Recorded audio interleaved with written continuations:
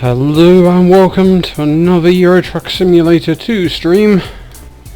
And this one's a little bit different because generally I tend to stream when work and housework and everything's done for the day and I can sit down and spend a couple of hours relaxing and streaming my favourite games. But the Goodyear rollout extension ends at midnight tonight, or 1 minute to midnight.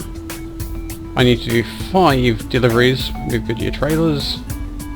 I need to get them done now. So that's what I'm going to do. I'm nipping on early afternoon. I'm going to be looking at the route length.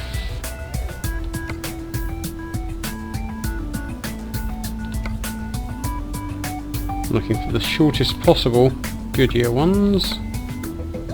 Come on, there's a Goodyear one. And whizzing through them as quickly as I possibly can. Why are there no Goodyear ones? That's not good. That's not good. Let's try this again. Browse contracts.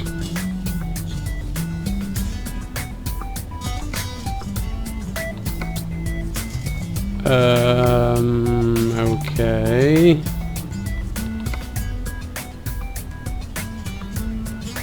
Is that because I've got done? Right, where's somewhere nearby?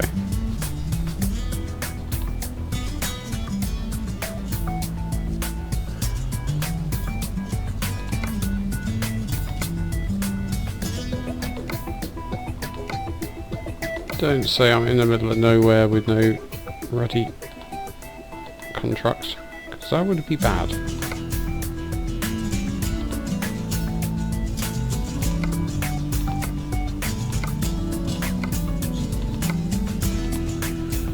Uh-oh. This is not good.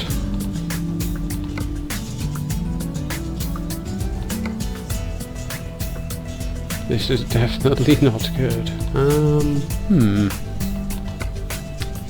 This could be an issue.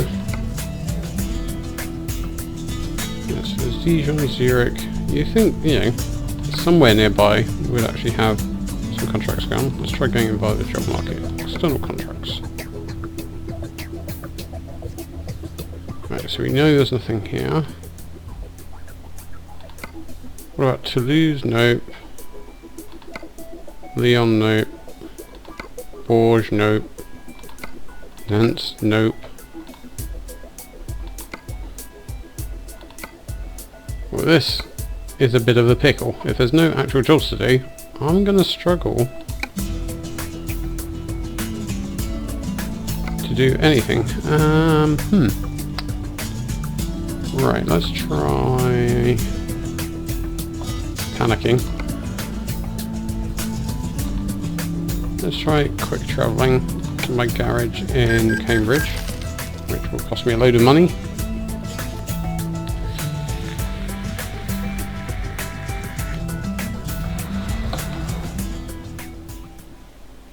At least I get an achievement for it. Right, let's see.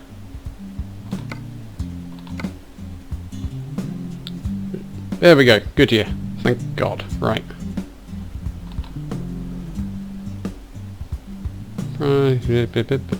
Route length. Come on, be some really short ones. Be some really short ones. Be some really short ones. There's not going to be any really short ones, are there? Oh God. Cambridge to Toulouse. What?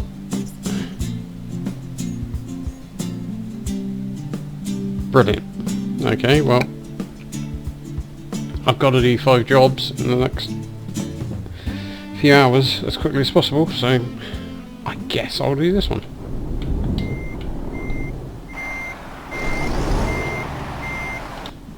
So basically I've just in gear please, travelled all the way back to actually get the job to then drive all the way back again. So pretty much not far from where I was to begin with. Because apparently there are no... Oh, I'm on the left hand side in England, aren't I? Apparently there are pretty much no jobs available in Europe. No, if you're going to stop, stop. Don't stop and then start again. Right. So that kind of is a bit of a problem for the old get everything done as quickly as possible, because if they're really long jobs, it's not going to happen quickly. Which is going to knacker some of my plans the rest of the day if I'm not careful. So hopefully I can find some shorter Goodyear deliveries and get those done fairly quickly.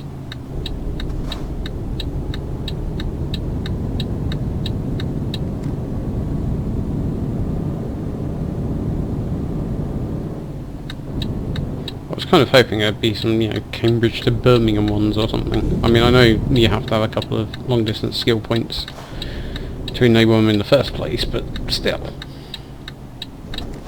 You think maybe with it coming to an end tonight they'd bung in a couple more short ones to have a few more people finish it off. Right. So this might be a bit of a marathon streaming session and quite a lengthy video at the end of it. I haven't uploaded the one from last night yet, which is basically driving through France, hence why I was saying I'd actually been through Toulouse and made a delivery there with some Goodyear trucks, Goodyear tyres rather, and then basically kind of going south and east through France until I got a job delivering to Bern in Switzerland, which was all pretty cool actually. With the new Viva, well, fairly recent Viva la France DLC.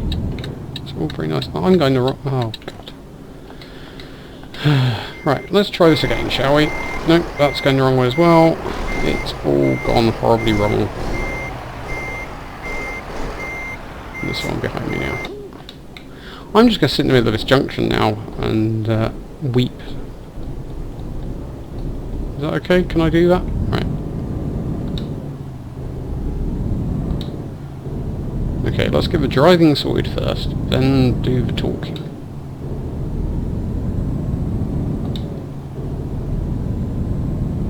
So I'm not going to make it to a ferry or the Channel Tunnel before I need a rest, so that's going to eat into my time. But at least the ferry journey, Channel Tunnel journey, will knock off a bit off that 754 mile journey. Thanks for the really quick short trips, Euro trucks.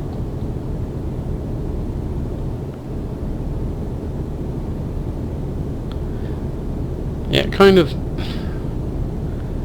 makes you understand more why so many people didn't actually get through all of the tasks in the first 48 hours it took to get the community to complete 300,000 miles, really. Because I think I've done about 7,000 miles in total in the game so far. Probably about, I don't know, 1,000 miles an hour of game time or something.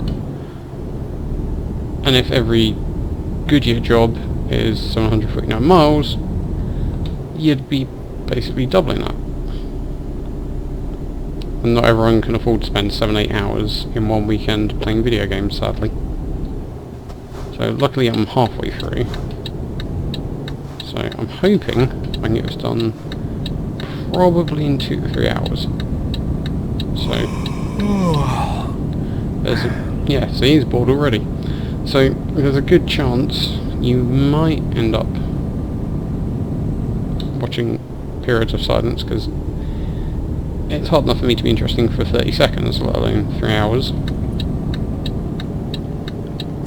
So think of this more as kind of, you know, truck ASMR. Just a nice relaxing sound of a truck engine as I quietly drive through Europe, supplying Goodyear tyres wherever I stop. Okay, so that's services. Where's the little sleepy icon? Yeah, there is a sleepy icon. So I can go sleepy sleepy. Let's come out for 11 o'clock at night. So for those of you... Oh, and I'm running out of fuel as well. Bit of luck, there's a services. So for those of you unfamiliar with the likes of the A14 M11 in England, you'll get to experience that as we head down to the coast and back across to France. What are we doing? Stop the engine. Fill the fuel tank.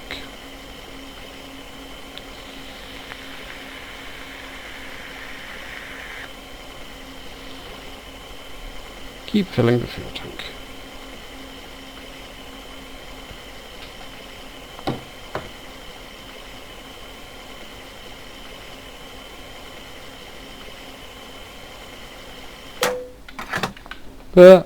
Drop the joypad.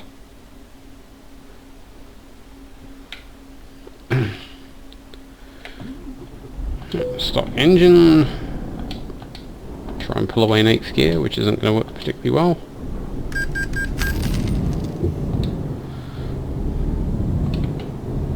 And then that's not the easiest parking spot to get to when you've just filled up. I should have probably thought about that a bit earlier. Right, round here. Come on, be one at the end. Be one at the end. Oh, don't say there's...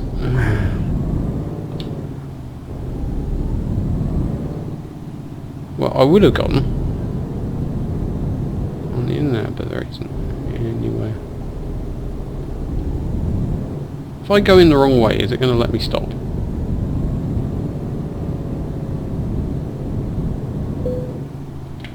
Yes, it is. No one will notice as I sit there pointing the wrong way for 7 odd hours.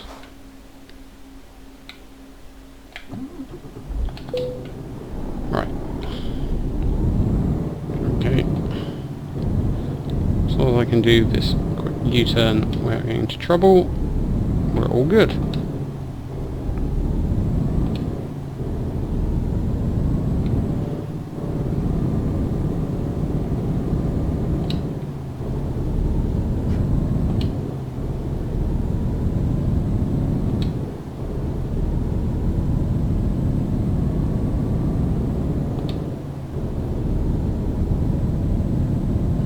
Drivers are starting to level up, which is quite nice. You'll notice I'm ignoring the speed limit here because it's a slip road. I'm not going to pootle down right at the end of a slip road at 2 miles an hour and then try and join the motorway. That would be a bad idea.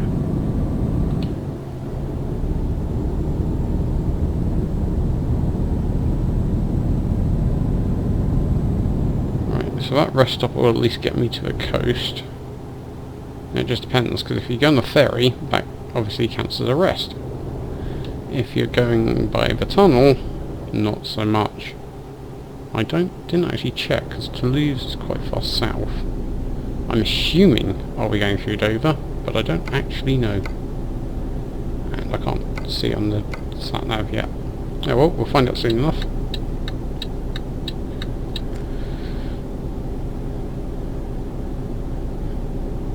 Tell you what, the M11 and M25 are remarkably clear for 20 past 8 on a Wednesday morning. I can safely say it's not that clear at that time in real life. I mean, we're moving for starters.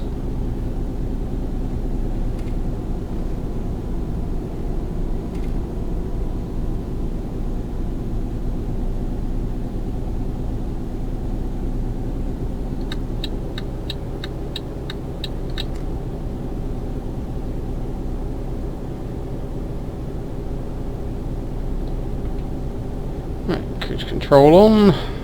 Wake me up when we get to the ferry.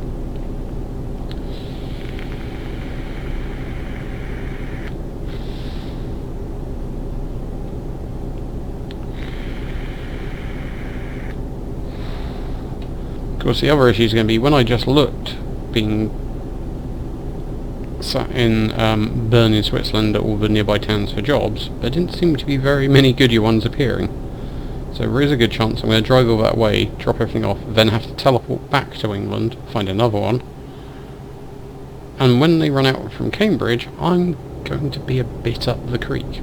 Unless London has a load.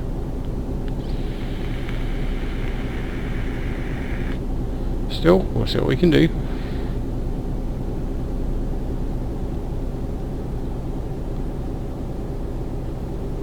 must get my achievement. I must get my Goodyear blimp for my cabin to go with my 2 new octanes. Look at them bobbling away.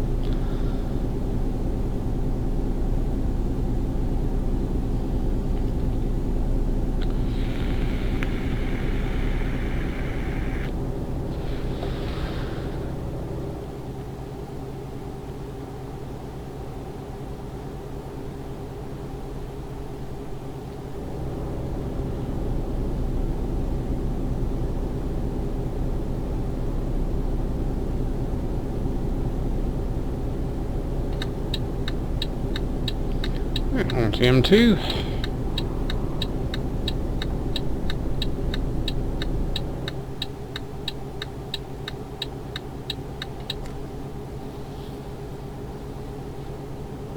I've said in the past how it would be nice to either get an update or DLC for the UK. I know ProMods does a great job of it. If you've got all the DLC for Euro Truck Simulator 2, that's a requirement for installing ProMods, but it does add a lot, especially in the UK, which is showing its age a bit.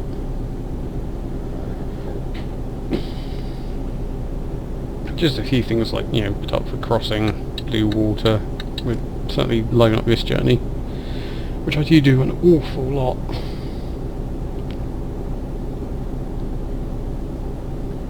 Once I get a garage open in Europe as well, that will probably make it a bit less of a repetitive so kind of driving from my garage down the M11, going across on the ferry, driving across on the ferry, going back to my garage.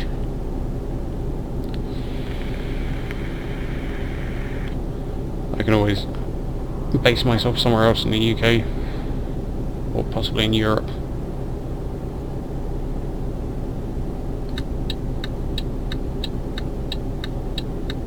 After getting moderately excited, as you can be by scenery in a simulation game, driving through France yesterday and seeing the bridges and different building templates and things, driving through England's just a bit underwhelming again. See what that actual logo was. I couldn't see what it was. I should check that out at some point. I can't remember what the filler names are for the petrol stations.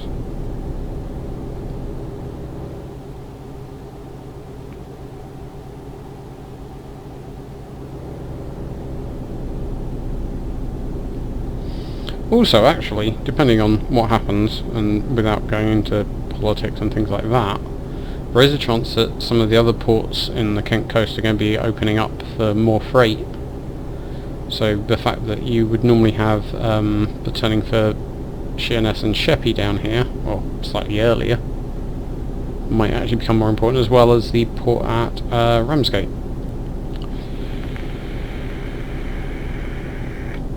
So those would definitely be useful new additions. And Ramsgate's got dual carriageway pretty much all the way down to it, but Sheppey is actually an island connected by a bridge, which would be quite nice to drive over.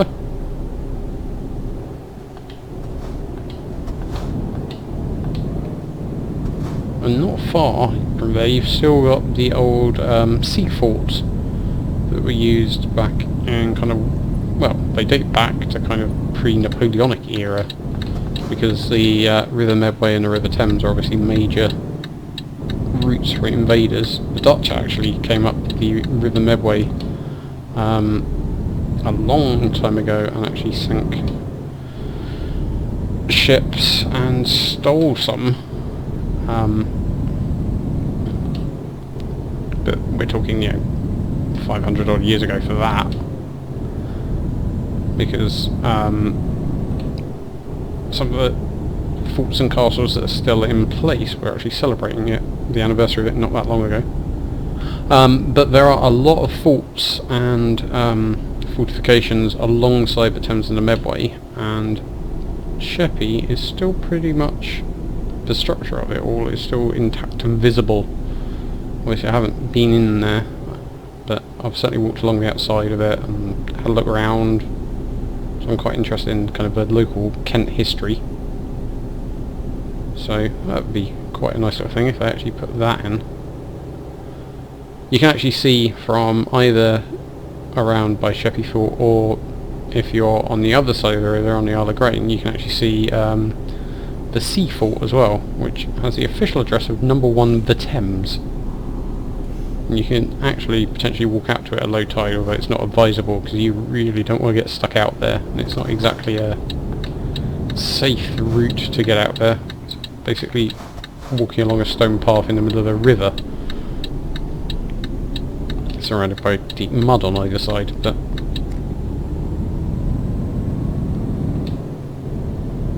you can actually have a look on YouTube, and there are lots and lots of videos of people exploring them all. So you've got you're going to let me out, aren't you? Thank you. You've got Green Fort, and then Cliff, Shawmead, some on the other side of the river, on the Essex side of the Thames, which I can't remember the names of because they're in Essex, so yeah.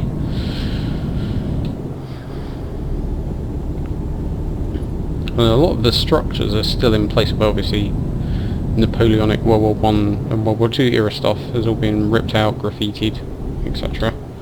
Because the problem was the entire area around the Medway Thames estuary is pretty boggy and marshy. So what they found was most of the forts had a habit of sinking into the ground and going lopsided. And also they had issues with having so many soldiers crammed into them and the spread of things like malaria, because you do get mosquitoes and stuff around the marshes. And by World War II they were mainly used more for anti-aircraft. So all of the kind of big guns that were designed to pound ships coming up the rivers had gone, and instead they normally had some anti-aircraft guns mounted on them and a much smaller number of people actually in there.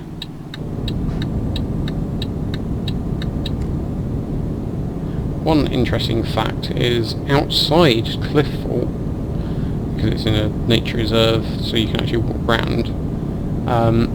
As you walk round, you can actually see there's kind of a jetty down to the water, and some old metal rails. And those were actually for the first ever fly-by-wire torpedo, which was developed in the late 1900s, I think. I think I remember it's a Brennan torpedo.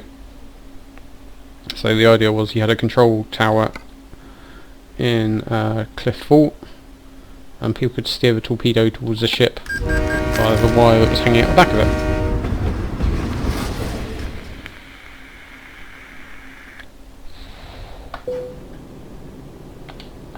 Which I have to say is one of the bigger digressions I've made from talking about Euro Truck Simulator while playing this game.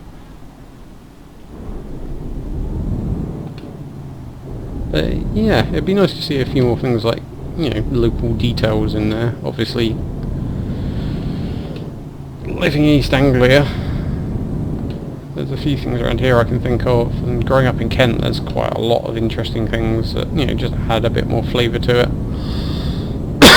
as well as potentially adding a lot more functionality. So around where I live there are quite a lot of paper mills, for example, which would be handy for deliveries.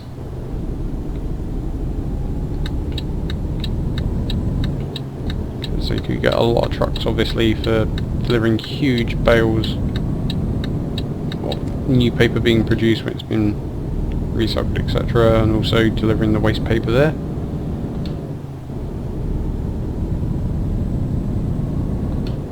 I have to say in East Anglia there's a lot of trucking, and it'd be quite interesting to do a bit more around East Anglia, because you've got obviously the A1 and places like Peterborough that have got, you know, big dual carriageway or more ring roads to service all of the masses of business estates and warehouses.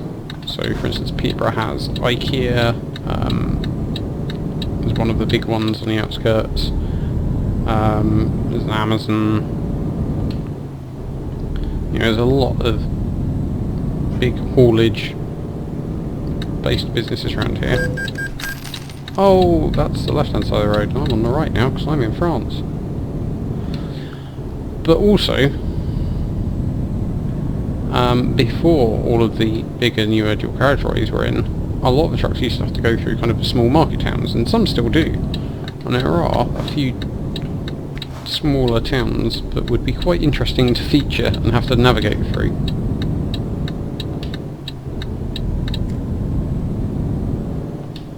And would provide quite a bit of a challenge if you're forced down now in an articulated lorry. So if you imagine, you know, in ETS2, say the A1 gets closed, and you had something like a road closure and you had to actually occasionally divert yourself through some tiny village, it'd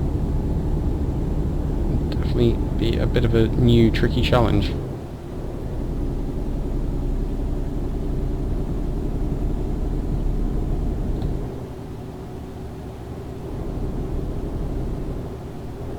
Well, you know we're in France because there's going to be a péage coming up.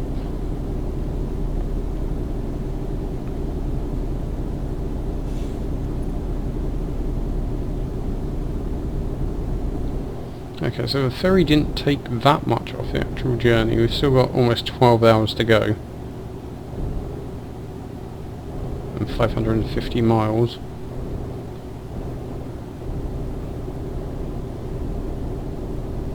Although I might well cut it down slightly by judicious use of speeding, it's not going to make that much of a difference. You know, 6 miles an hour is about the maximum speeding I'm going to be able to achieve, where I think it's safe to do so. So, I think it's just a case of hoping and praying that by the time I get there, there's some shorter journeys coming up.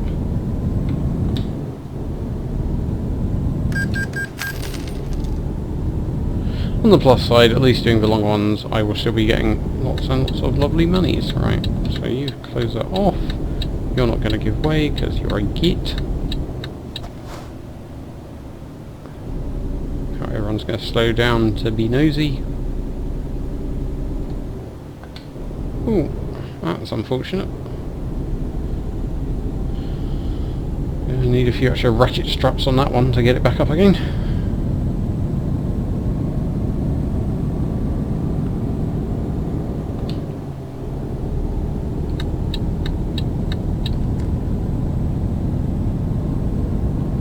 Get back up to cruising speed, and I can check how long it's going to be before I need a rest again, because I suspect I might need another rest stop before this delivery is complete, which is a bit of a pain. I'll definitely have enough fuel. The benefit of having to fill up 2,000 euros worth of fuel at a time does mean it lasts a while. Next rest stop, 8 hours. Delivery time left, 11 hours. And I've also managed to damage my truck by 2% already. Luckily that won't affect anything particularly, so here we go. Long cruise through most of France.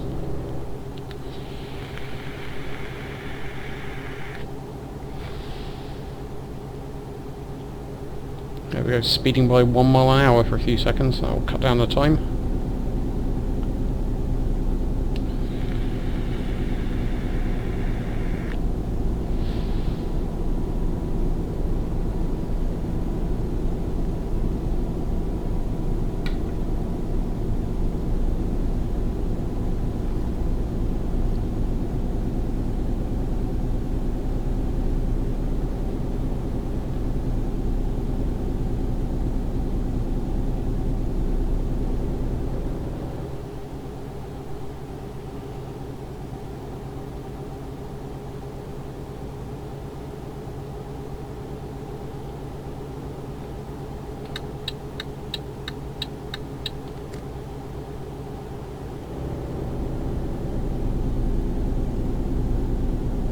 Well, at least I might get to travel on some new roads, discover a bit more of the world map, which is always handy. Can't remember exactly how I ended up at Toulouse last time. I think that was via Lyon, and somewhere else. So hopefully this is a slightly more direct route.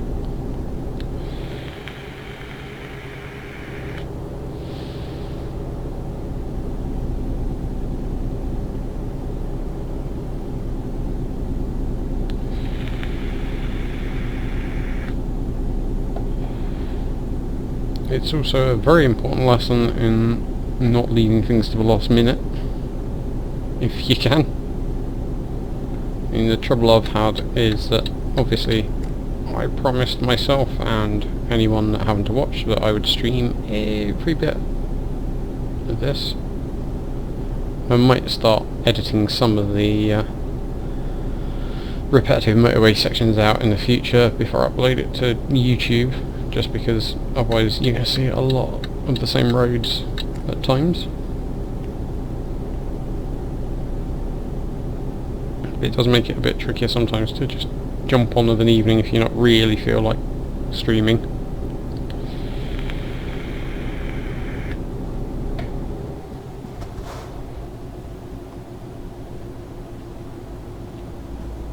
I mean, even if I don't get the achievement, etc., at least I will have built up enough money probably by the time I finish this to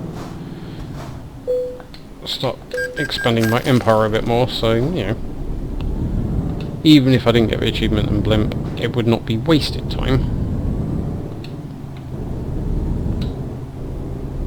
But considering how much time I'm starting to put into ETS, it would be nice to get rewarded. Right, if you're not going to actually move, I'm going to go under there as well. You appear to have just stopped.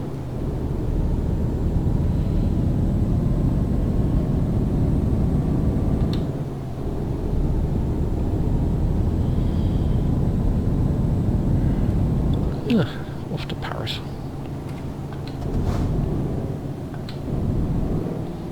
Weirdly enough, I've actually done this journey from around Cambridge to Paris in real life. So I should actually know where I'm going, certainly until this bit, reasonably well.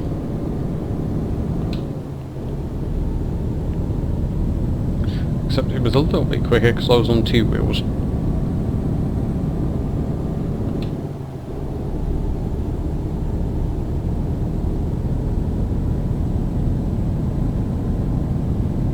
Was a while ago, so I don't think anything's changed hugely since then. It's going to be something I'd like to do again, because I did enjoy spending time in Paris.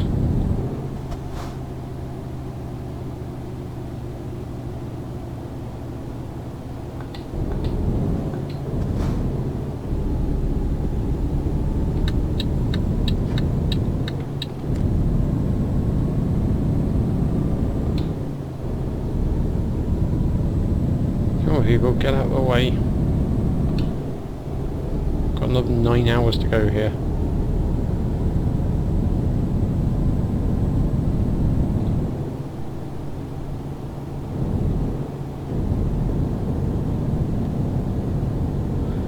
The big thing here is going to be remembering to stop at a rest stop and balance, making sure that I actually stop at one without doing it too early. Because if I stop now, for example, I'd have to stop again. So I'm going to try and do it in another probably 3-4 hours of driving. Yeah, 6 hours I've got. So when I get to kind of 4 hours left, I definitely need to be keeping an eye out for a rest stop. I could stop and look at a world map and put down a waypoint, but that would be far too organised.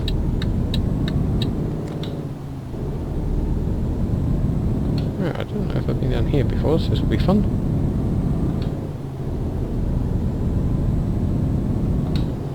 That's nice, little parasol eating area of that petrol station. Have lunch whilst enjoying the smell of diesel and unleaded.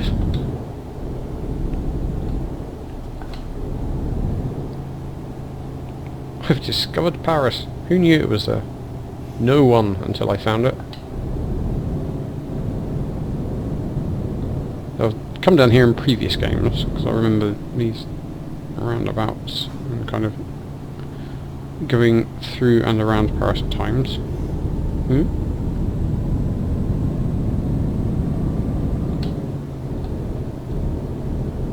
But for this particular playthrough, it's a whole new thing. I don't think I've come through here since I installed the DLC either, so there might be new things to see. Like a rundown building with an empty car park.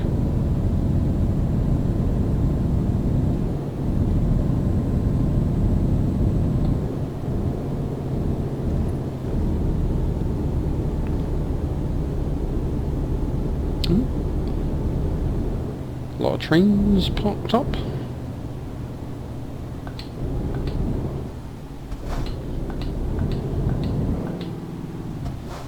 I have to say, I mean, my plan was to try and go through as much of the game without any DLC as possible and then start buying it and noting down the differences and stuff, but it definitely adds up quite a bit to the game.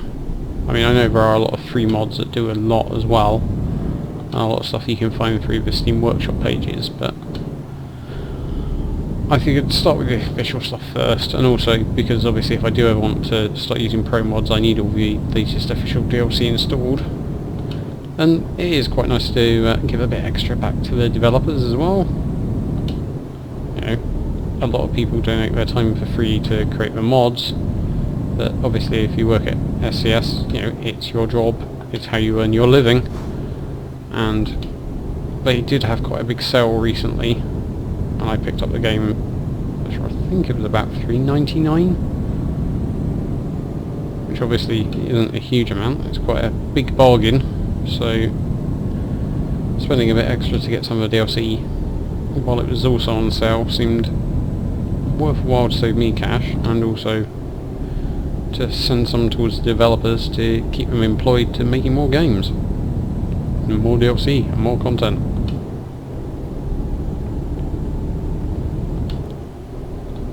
I kind of held off actually buying American Truck Simulator at the time because I wasn't sure.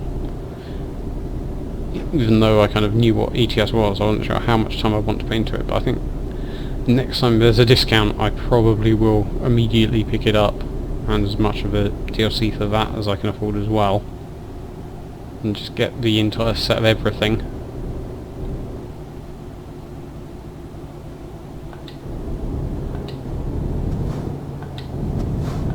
Probably by the time there's the next sale I will have exhausted a bit more of the kind of career mode streaming of this, so I'll probably be ready to do another career mode stream and then play this when there's interesting stuff to do.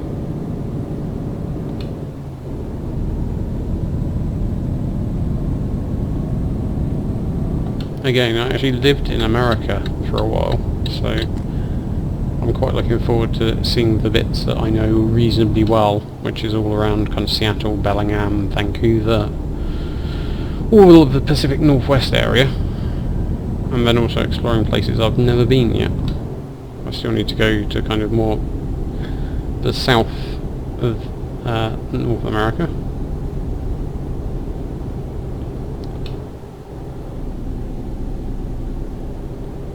So if I can't do it in person, I can at least do it virtually until I can justify a holiday over there.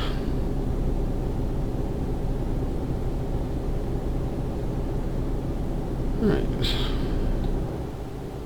Speeding out. Interesting roof here. I'm not sure why they only did half and then just covered it in weird slatty bits. I mean, it looks quite cool, but I get the feeling in real life it would be quite irritating. It's like when you have fences with gaps in sometimes on sunny days and you're travelling past them quite quickly. It can make your eyes go a bit funny, which isn't best when you're driving, really.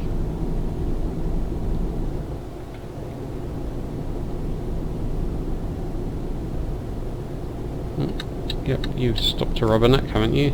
Now you're going to accelerate just as I'm coming past.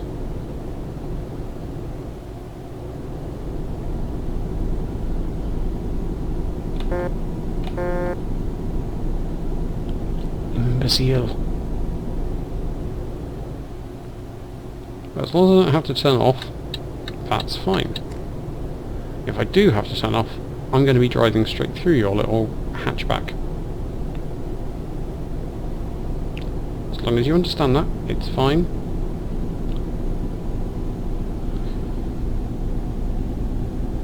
Ooh, Le Mans. Ooh, we're actually going to go through Le Mans. That would be quite fun.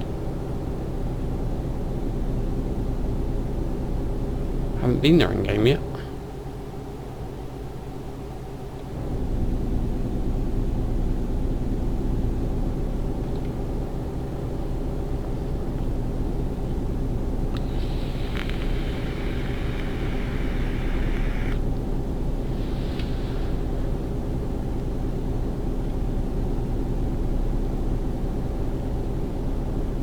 There's some very cool videos of people driving around the old Le Mans circuit back in kind of the 60s. I think there's one of... oh, I can't remember the driver's name. This is going to frustrate me. But driving a D-type Jag around on kind of one of the practice days. And kind of avoiding kind of cyclists and things riding, because obviously it was all on public roads to begin with. So he was driving his car that he would potentially race in the Le Mans 24-hour, and he's, you know, just driving along as people drive their little 1950s cars along. People are cycling. It's all kind of, you know, turning at the lamppost, minding a post box. Look for the farmhouse that's built right next to the corner.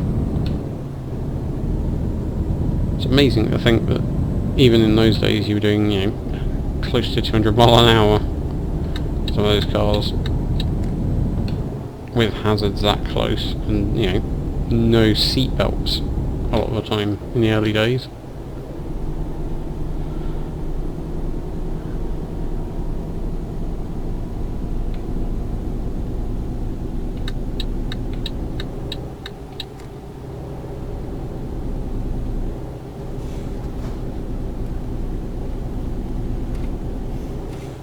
I streamed last night where I was talking about all of the level crossings that appear when you get the DLC in France. So I think there's a lot of interesting kind of weird little level crossings that appear. I can't remember seeing before I installed it. There was actually a racetrack that had a level crossing on it. You wouldn't tend to get that now with modern, like, Formula 1 design tracks. Oh, we'll build it here, you know. A train runs through it occasionally, but it'll be fine. Well, we're not actually racing at the time. And even if we are, it will liven things up.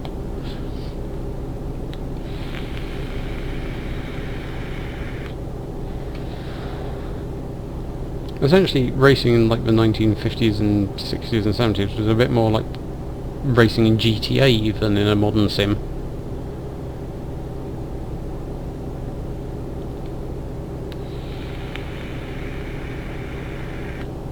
Well, it doesn't look like we're actually going into Le Mans, sadly. I mean, technically I will need to rest soon, so I could take a little detour and overnight there, but somehow I don't think the Circuit du Surf is playable in Euro Truck Simulator, so I'll wait until I've got an actual delivery to give me a reason to go there.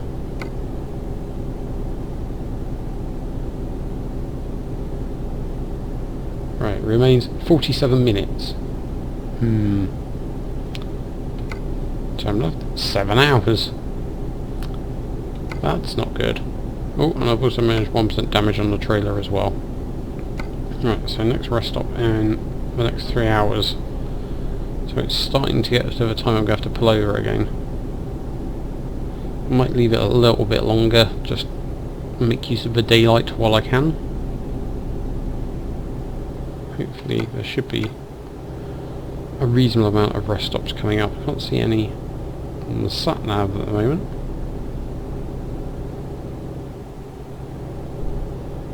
So we've got Saint Laurent coming up.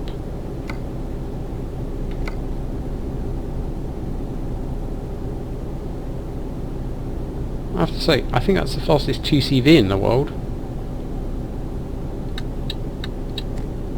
Because I didn't think they used to actually be able to go much faster than my top speed.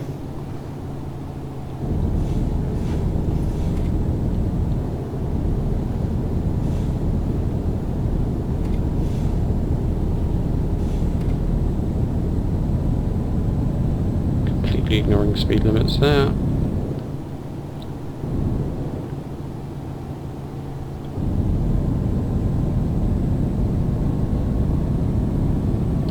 Actually going to speed up and get out of my way. I think it is. Pull back in.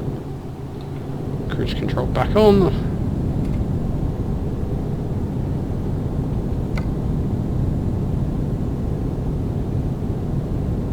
So I've started getting more paranoid about rest stops, because once you trigger it and you start getting fined for not going to sleep, the fines rack up fairly quickly. It's fairly short between getting your first fine for not stopping and the second one and the third one and so on and so forth. So if you are miles away from any suitable rest stop, it becomes expensive fairly quickly. It's not like I'm going to run out of money anytime soon, but still. I don't want to be doing these kind of jobs and not getting a decent reward. Oh, first big scenic bridge of the trip. Oh, I do like those little islands in the middle and stuff. Fun to boat out to and have a picnic. If I was the sort of person that actually went out and boated out to a lake on a sunny day as opposed to sitting in a room playing on a PC.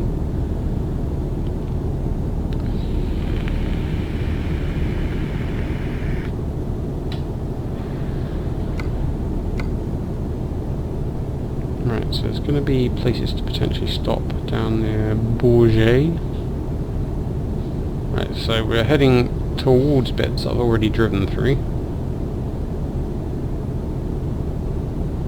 You see from the yellow on the map, I've already covered these roads.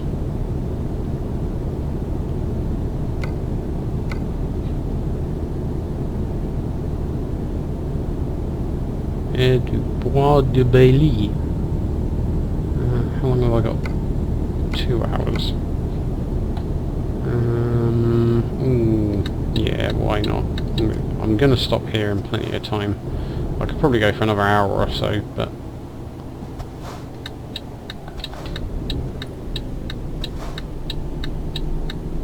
I think I play it safe. It's not like I'm rushing to try and meet the delivery time. Ooh, oh god, oh god. Oh, that did not go well. That was a mishap. Yeah, as I was saying, I'll play it safe by just ploughing through a petrol station and taking it half a forecourt. Let's actually get that in there. Parking brake on. Rest. It was going so well. Right. How much damage did I do? Oh, 1%. That's not too bad. 43 minutes left.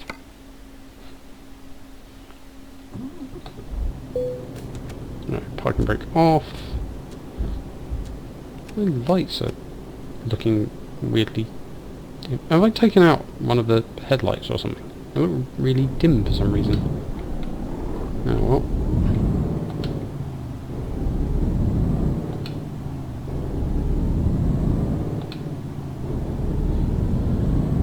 Oh well, that should be the last rest stop anyway. We've got enough fuel.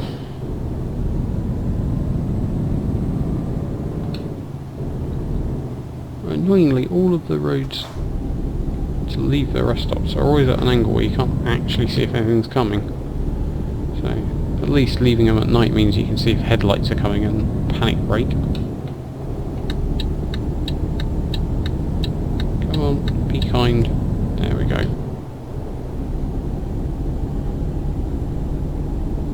Annoyingly, now there's a bit of a dual carriageway that I'll have to drive down again to get 100% on the ORD Discovery.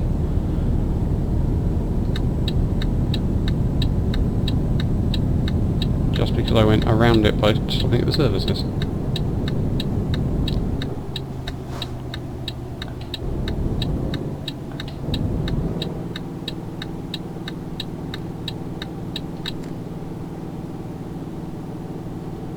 Taking it a bit more slowly around the corners now, having almost taken out a petrol station.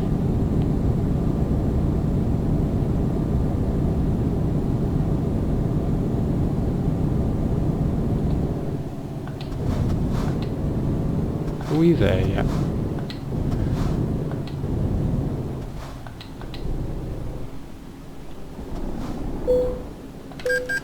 €75. God.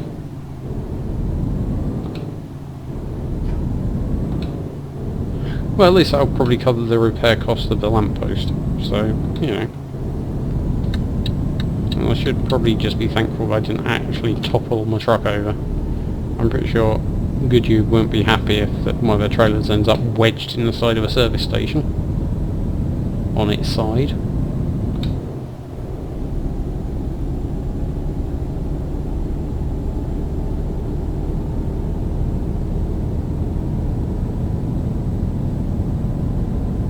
I'm hoping the rest of this route is just dual carriageway away from towns and cities,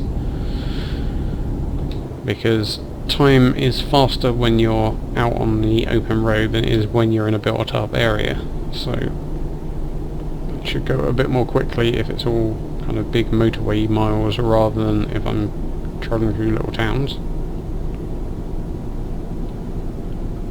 Because as much as that would be more interesting, I've still got 4 more jobs to do before I can finish for the day.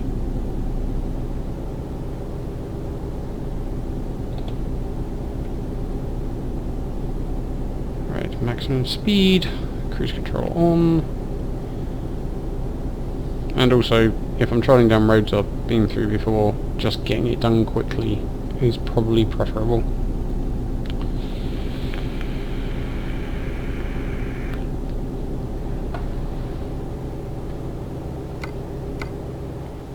So it's just random buildings over there. So it's a shame I didn't go down the A10 through Civo, or the A21? 71? Whatever the road is to the east as well, because I haven't been down there yet either. So if I was a bit smarter I might have routed my journey down there instead, but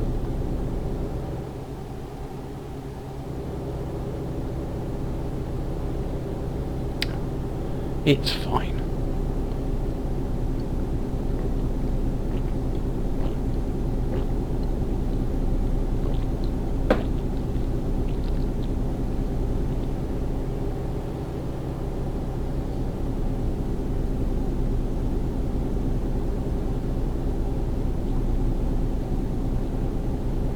Oh, another truck has had a mishap with his load. Was that a plane that had fallen off?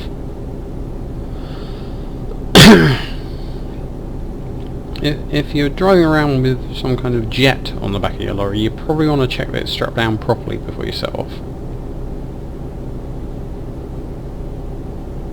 You know, I'm not a plane expert, but I'm led to believe, you know, fighter jets and things are generally quite expensive.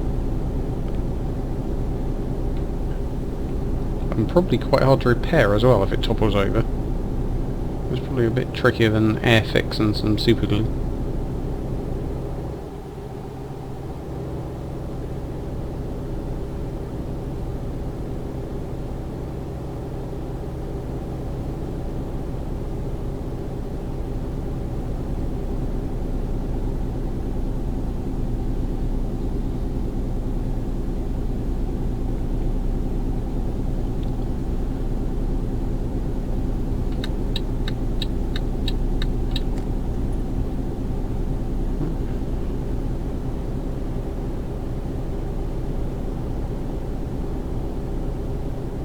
So looking at the map, I think I've stopped these services before.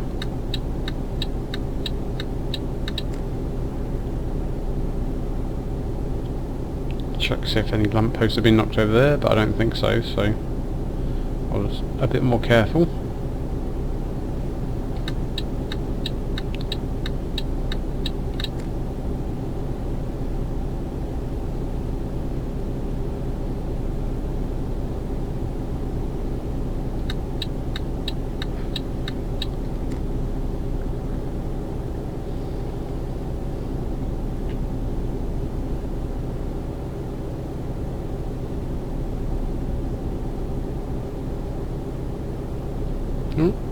Some more income from one of my 2 hired drivers. I need to actually see how they're doing at some point. I think Marianne was earning more money than Joseph last time, so we'll see if it's still holding true. and see if my hypothesis that lady drivers earn more than men drivers is actually going to keep holding up.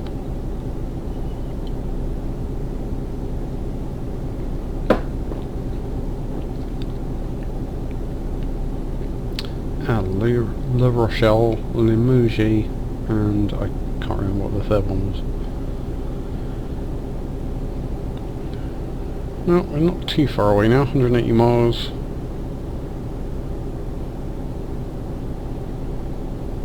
Three hours and 45 in game time. Oh, Clermont-Ferrand. And luckily, we appear to be back on new road again. Weirdly, I'm not sure why the bit that I discovered kind of stopped there, unless it only counts as kind of lit up if I do the top bit as well, which would be slightly irritating. It looks real well, but I turned off there and then came back on here, which would be slightly odd. I don't remember taking any weird U-turns in the last couple of nights.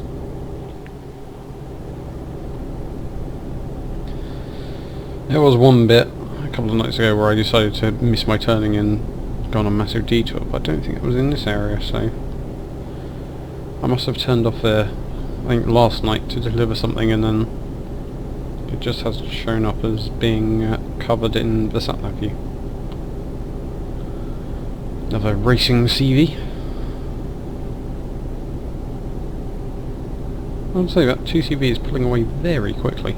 I can imagine it's not as comfortable as this. Yeah, to be honest, high speed in a 2CV is not the most pleasant experience. I say, you know, high speed as a relative thing. Whereas, I have to say, this is quite a nice, well-appointed truck to just sit in doing my work. It's quite quiet, comfy. I have my octanes now to make it a bit more personal. And then, in the very near future, I can start spending all sorts of money on customization. So this is probably the neatest and least full of tat that it will ever look. Oh, that's a nice stone bridge. Church and all sorts over there on the hillside.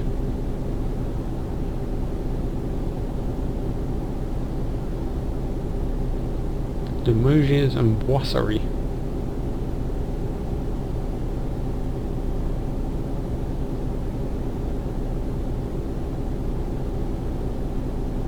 Okay, under 3 hours.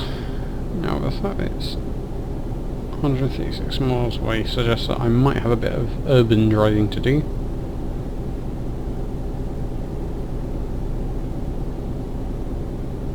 We'll have to wait and see.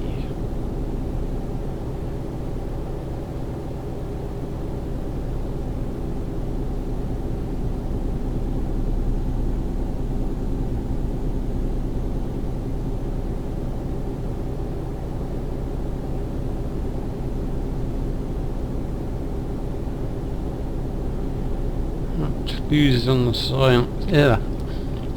Right, trying to engage my brain before engaging mouth. Toulouse is appearing on the signs now, which is always a good sign. Pun not intended. Just that handy extra reassurance I'm going in the right way along with the sat-nav.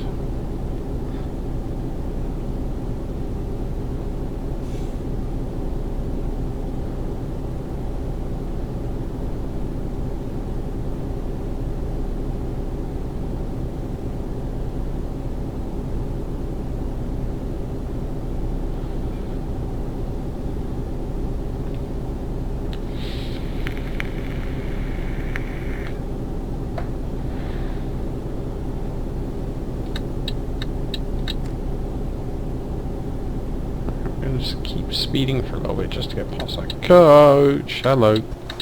Hello. Which one are you going in? You're going in the one in front of me, of course you are. Always away.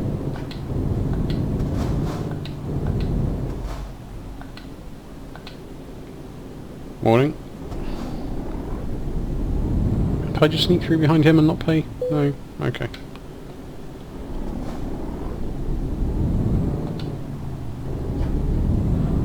See, traffic's getting busier now. M25 at 8 o'clock in the morning, nothing. This one at 6:30, full of people.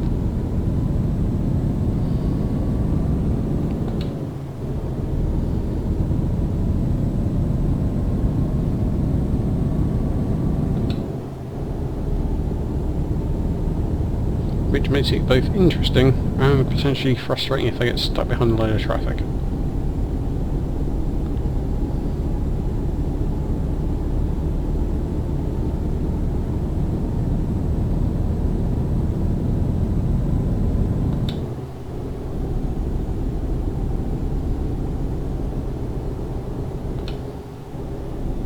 Ooh, another cool viaduct.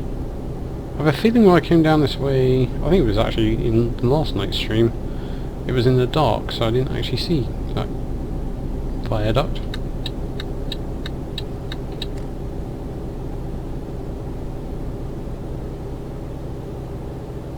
At least I'm getting to admire the scenery again. Actually see it properly.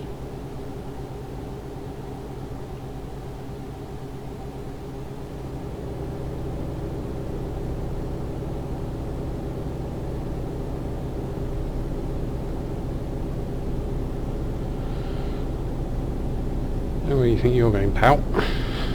But you are effectively boxed in.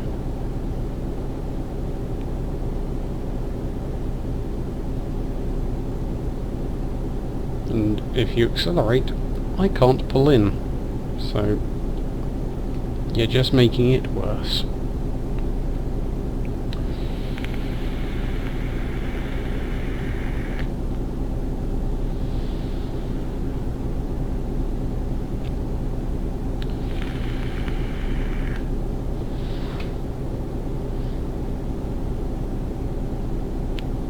Fortunately, none of the drivers that you can see are particularly worried about the fact that there appears to be no one driving my truck, and they've got a ghost Volvo driving past them. You'd think it'd be slightly off-putting, but they're just focused on where they're trying to get to.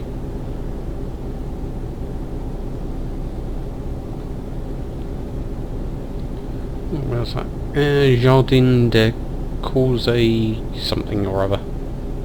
Rodney.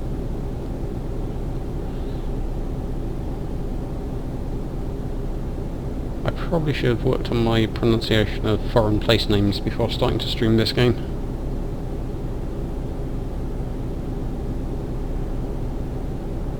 Everything's being filtered via a Kent Estuary accent.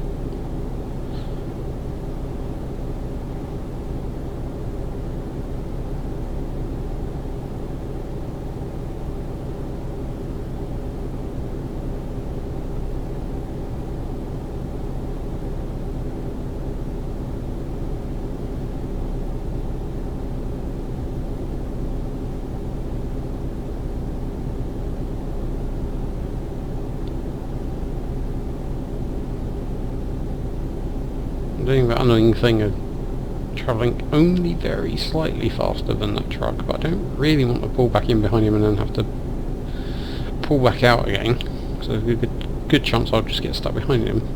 At the same time, I am aware there's a queue of cars building up behind me at the moment.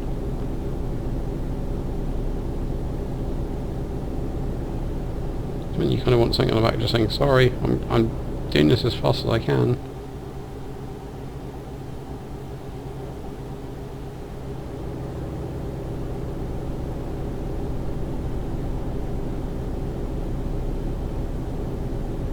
Okay, left lane for Toulouse, that means I'm actually in the right one.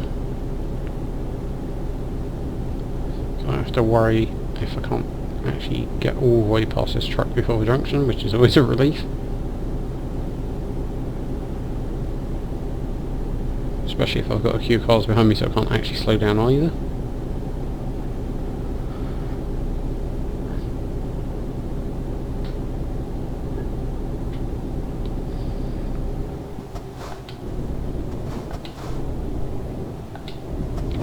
Slow down to the bend.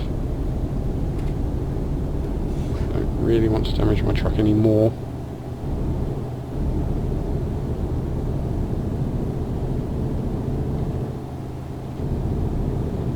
especially when I'm always there. Ooh, Blagnac. Which I'm sure is pronounced something more like Blagnier.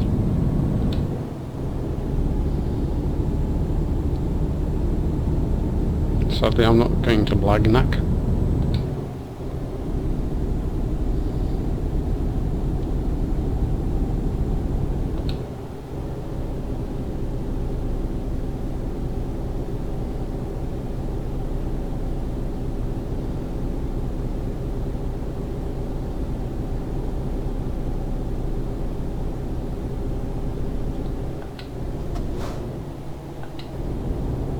Or maybe I am. Apparently I'm turning right up here, so...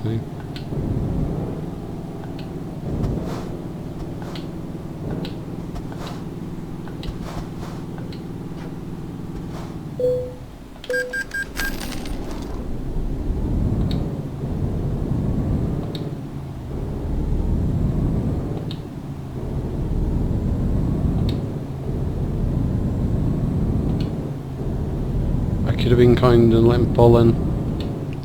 Not going to. Right, so we're on to the peripherik exterior, which I think is pretty much exactly the same way as I went last time I came into Toulouse. Are we gluing to the same place again? How many tyres do they need? Oh cool, Volvo trailer.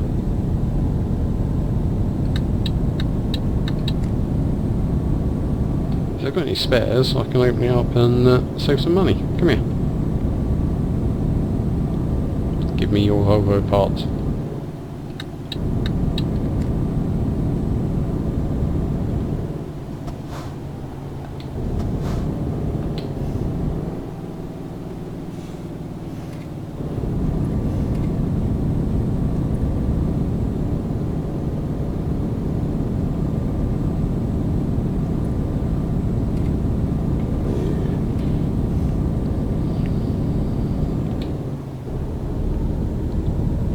Exactly the same place as last time.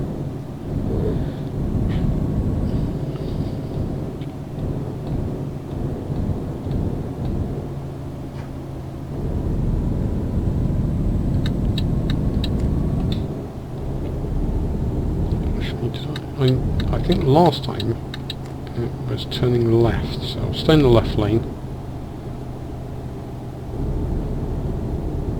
There's nothing around me, so I don't have to worry about being in the wrong lane and not upsetting anyone. And I think it was the second turn in, was it here?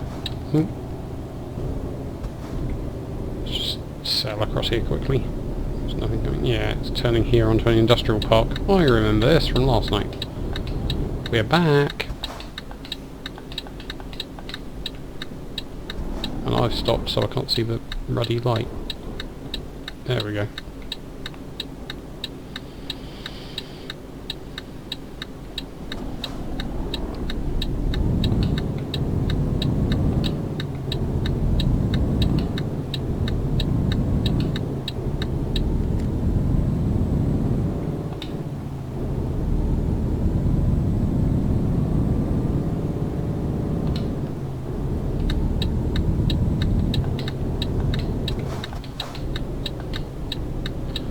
Yes, oddly enough, last time I was here, I remember dropping stuff off and then having to go and repair my truck, so I might be doing an action replay today. Right, over in the corner again. Oh god, yeah, I remember. There's a little, like, hut right in the corner.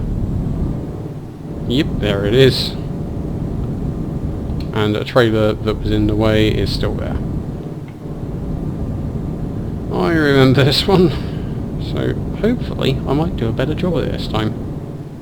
So, I want to come around this way and reverse in. I'll give myself room to swing out this time, because the last time I think I went too close to the fence and turned a bit early.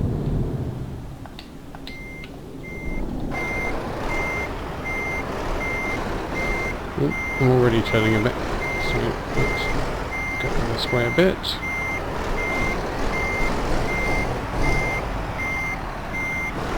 It's just getting used to how quickly the turning circle on these actually works.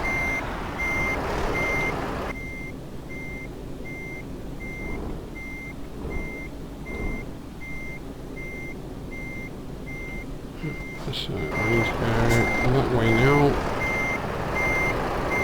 And I can't really see where the hut is yet. Okay, the hut's there. It's looking at it reasonably right, but this is why really I need a driver's mate to the end of this ruddy trailer is, because the only way to see it now, so if you... Oh, I did need to straighten up anyway a bit. Right, okay. Yeah. I need to turny. No, that's the wrong way. What am I doing? That's the way I wanted to be turning.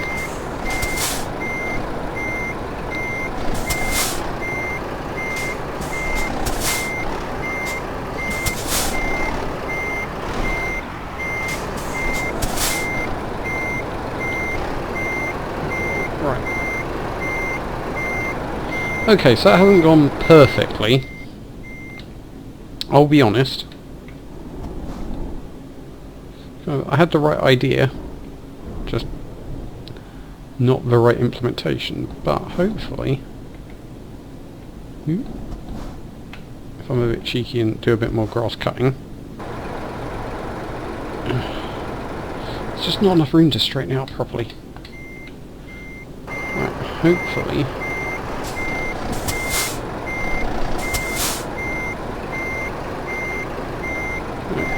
That way, I might be able to rescue it, maybe.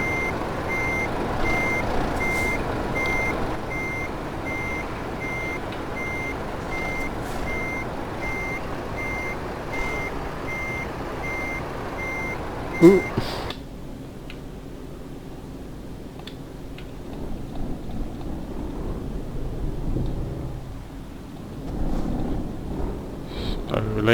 Slowly.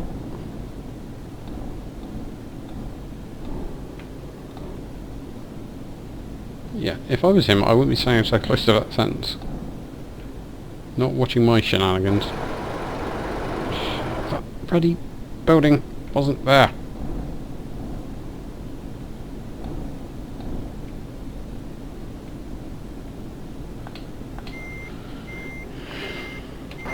Just need to... Right, that way.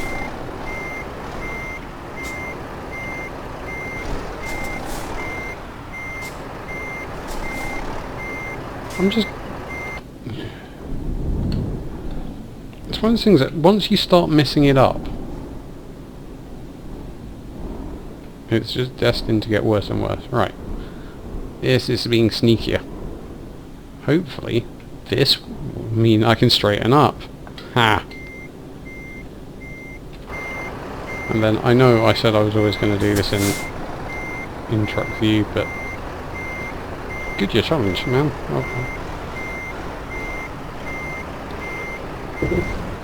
Okay, let's ignore the curbs there.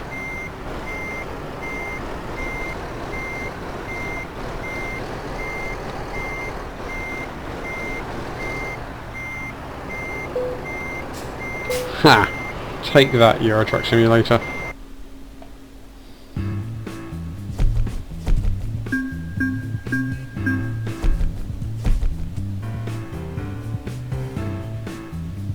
Level 10. Right.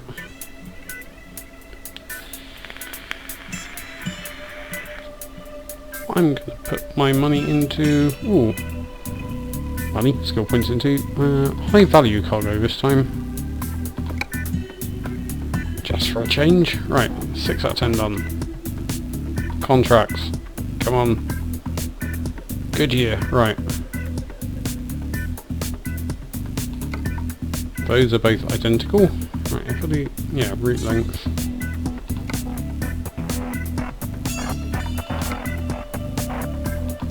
Doubt there's going to be anything shorter. Oh, no. Are those longer, yeah.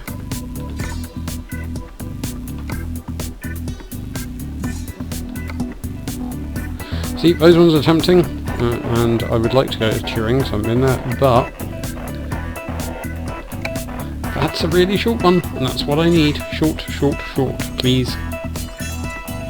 I haven't actually been into Bordeaux, I don't think, so... Also, probably should put on the parking brake after parking. Right, let's get out of here. Go and pick up the next load.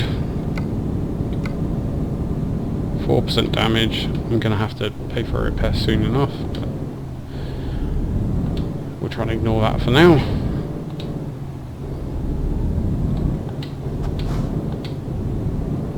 Oh, it's so nice when you get rid of a trailer and just get to drive around with nothing on the back. It's a bit like driving a go-kart.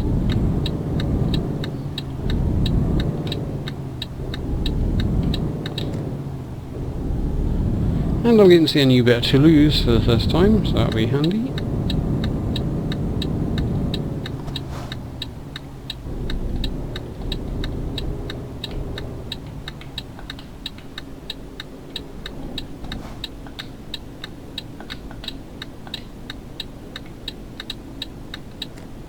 I think I actually jumped that light last time I pulled out of that particular junction. Or was it the other side? Yeah, it must have been the other side going to get a repair. For some reason they seem to be just at the right height to be blocked by my wing mirror as I sail around.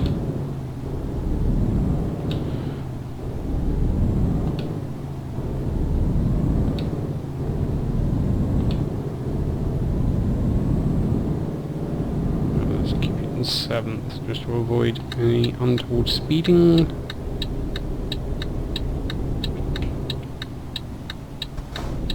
Swing round. Across the curb, a little bit of a racing line. Okay, where's it? It's in here, isn't it?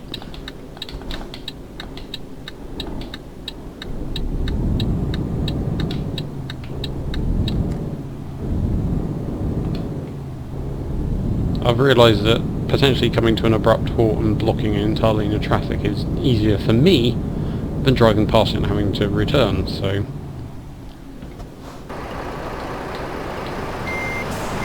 I'm being selfish at time being. Oh, there's a flickery door.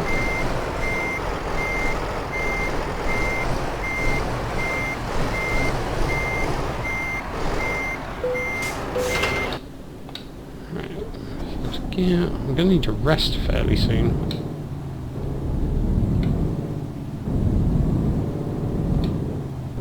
Hopefully I can ignore that until after this delivery's done.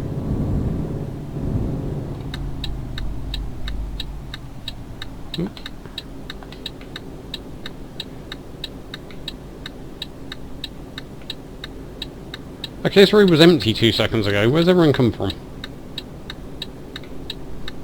It's 9:05, you should all be at work. Go away.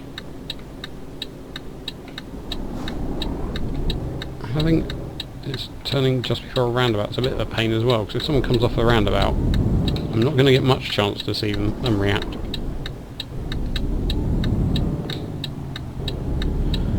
Okay, 2 hours 51 minutes to Bordeaux. Shouldn't be too bad. Oop. A little bit narrow there, but not too much of a problem. Rest stop 4 hours, yeah, so I've got time to deliver this. Now I can worry about resting and repairs and all that kind of stuff before I do my next job. Lovely.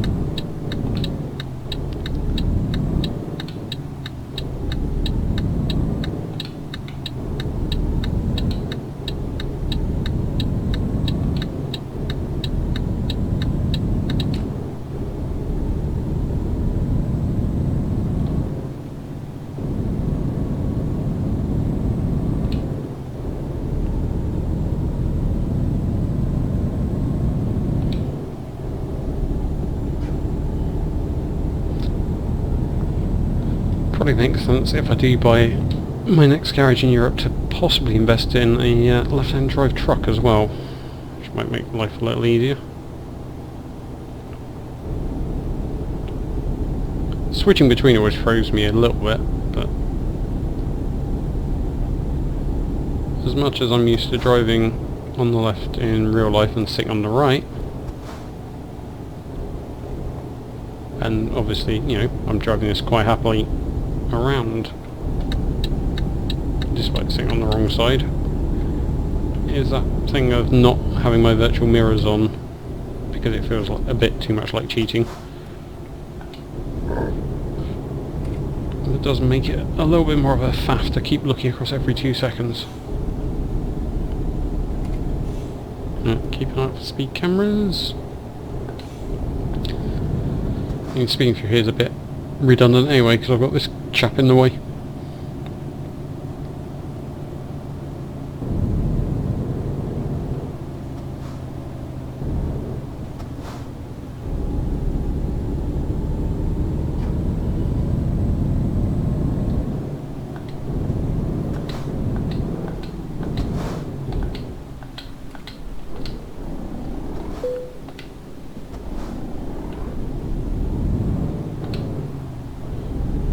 How am I so slow at accelerating?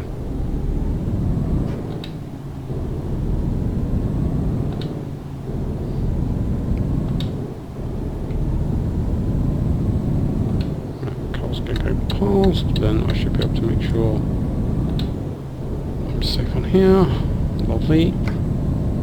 Zoom out on the old sat nav a little bit so I can actually see what's coming up rather than where exactly I am.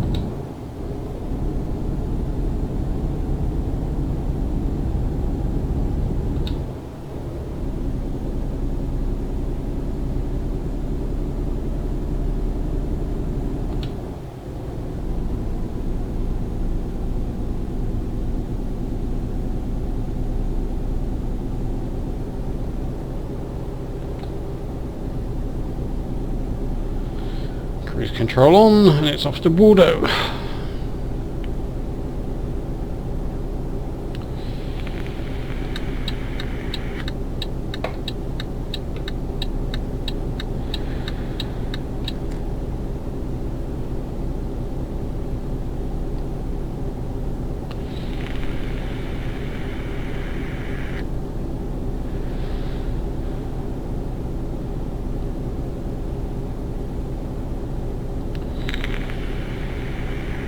Central nuclear.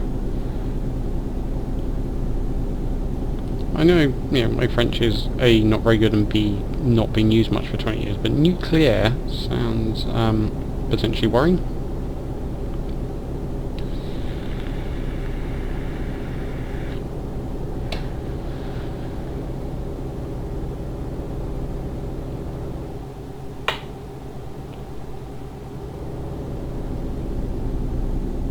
I mean, they're not handing out radiation suits, so I think we're going to be okay.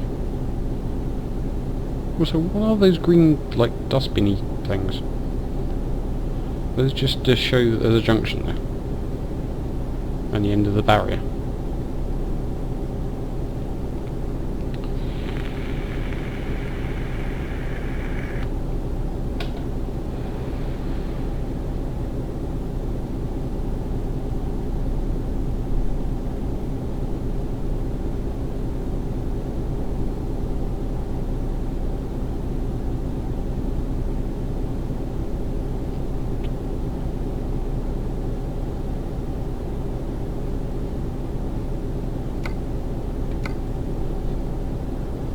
So I should be able to deliver this. If there's another job from Bordeaux, that would be perfect. And then be able to stop and rest up. It will all work out perfectly. What will probably happen is there won't be any jobs from Bordeaux.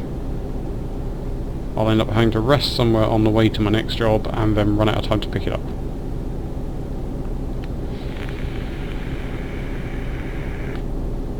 Just to add some excitement and drama.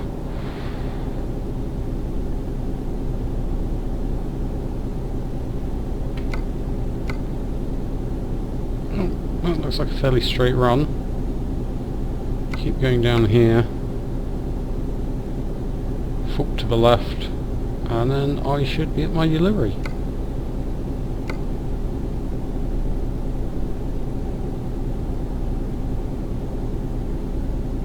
I'm still intrigued as to what Golfec is.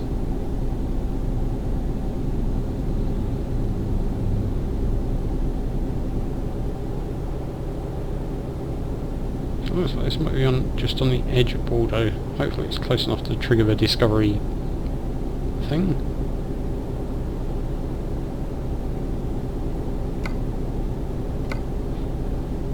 stop playing with the sat-nav because there's someone pulling out.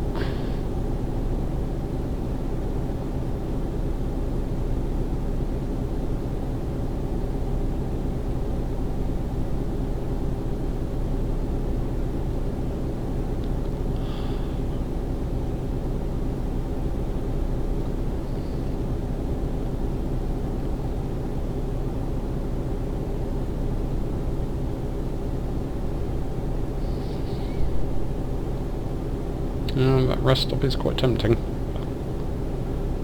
I think I'm going to leave it. It's quite nice. It's a nice day and everything, so if there is any interesting scenery on the way, we'll actually get to see it. Whereas if I stop, then we're going to be going into the afternoon, pick up the next job, be into the evening, and then I'll be driving at night again. Oh, pick the wrong queue as always. It's like supermarkets, whichever queue you pick is always going to be the slowest. Come on, bugger off.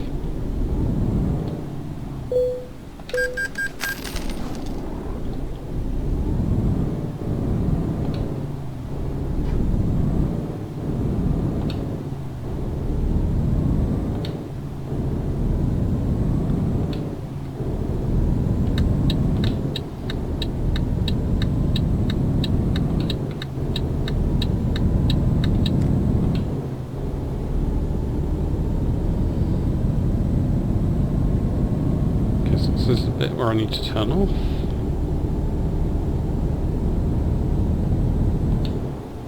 So around Bordeaux, I'm going to be turning off for the MDM Carrier Bordeaux.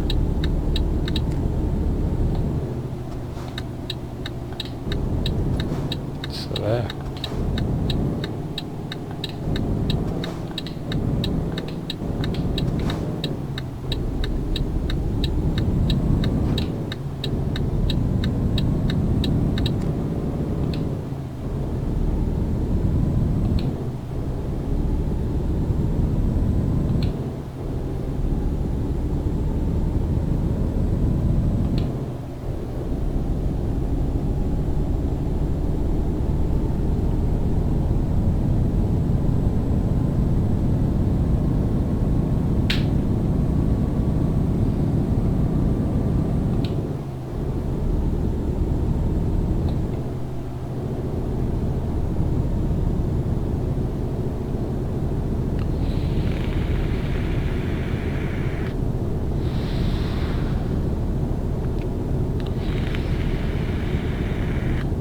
Well, it's a bit like I'm turning left, because the road appears to stop fairly shortly.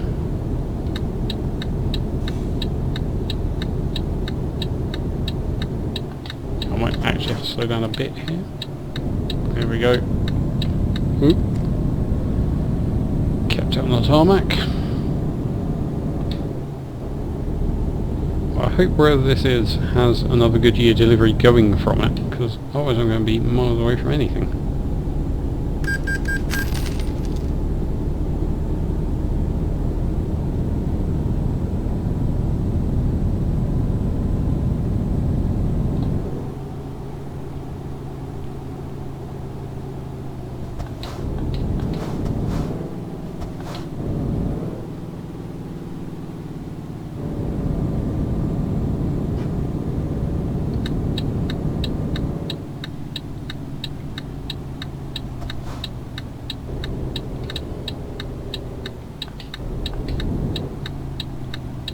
Hopefully it should be a fairly simple parking job as well, because there's not exactly a lot of places to park here.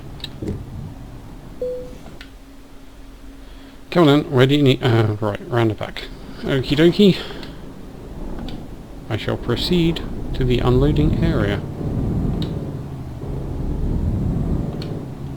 But at least these fences don't look too solid, so if I need to knock any down in order to park a bit more easily, it looks like it's going to be entirely possible. That's a straightforward and back job. Made slightly tricky by the fact there's no chuffing room. Probably don't need my lights on anymore, but hey ho. There's my mirror. Get as close as I can. Reversey, reversey, reversey. just need to straighten it up a bit and I should be good. In theory. There.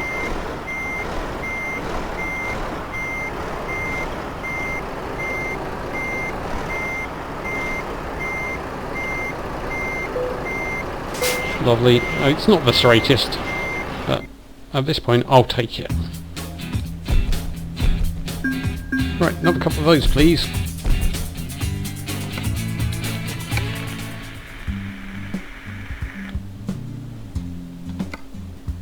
Hey, perfect. We're going back again.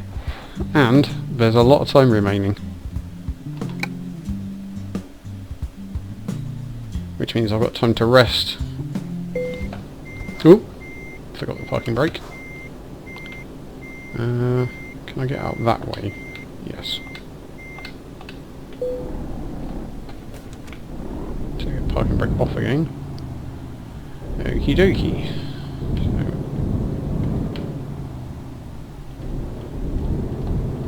That's actually worked out rather nicely, if I can just turn around enough without hitting the fence.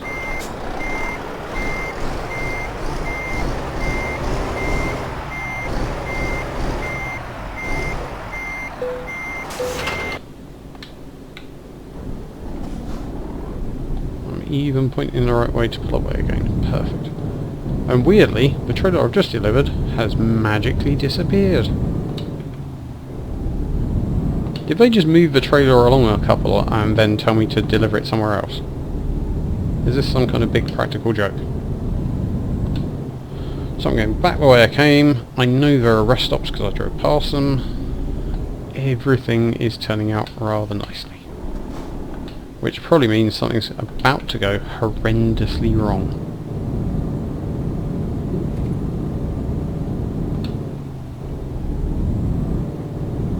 Ooh. Like taking out that lamppost.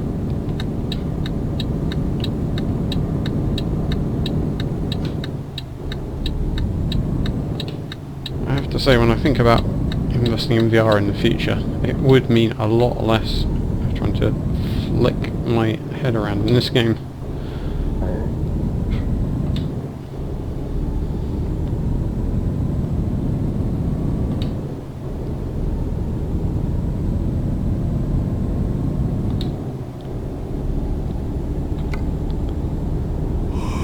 Hour and 27 minutes to rest in, so definitely next rest stop it'll be time for a quick nap.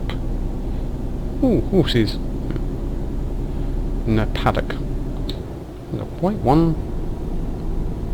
Maybe it's a unicorn. So here we go, there's annoying junctions where I can't actually see if anything's coming, so I'm just going to have to risk it. Whee.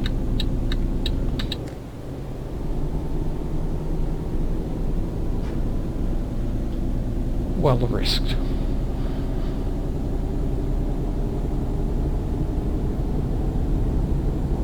See, part of me will be slightly disappointed if the last couple of journeys to finish off this challenge are just going back and forth between Toulouse and Bordeaux, but at the same time part of me will be quite happy. Then I can get back to doing kind of special escort loads and exploring the rest of the map. There'll be a police car parked up. I might just slow down a bit. Yep. Best not to speed past those.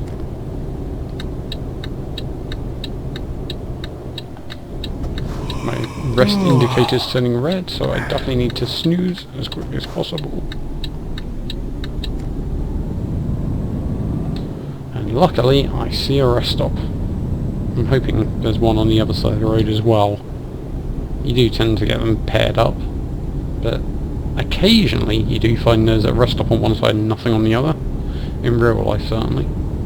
I haven't paid that much attention in the game to see if that actually does happen. Is there a rest stop at the péage? Fair enough. It will do.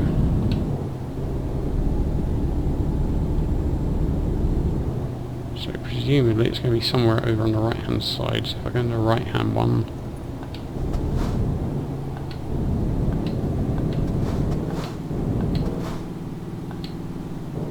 looks to be mainly cars over there, so hopefully it'll be big enough for trucks as well.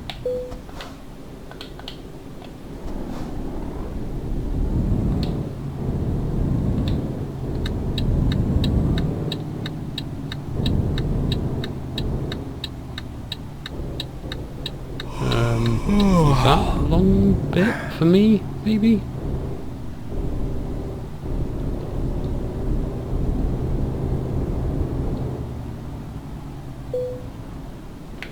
Yes, perfect.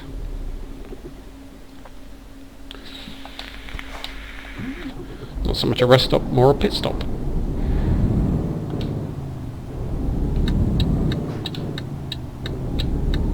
I'm not too worried about doing this journey at night when we can't see as much because we've done it already, so...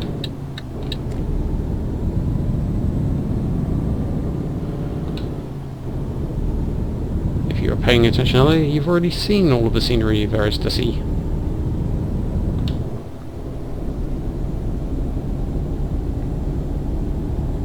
If you weren't, I can't blame you, but just rewind the video a bit. It'll be on YouTube soon enough. Skip back 15 minutes, you'll see it from the other direction.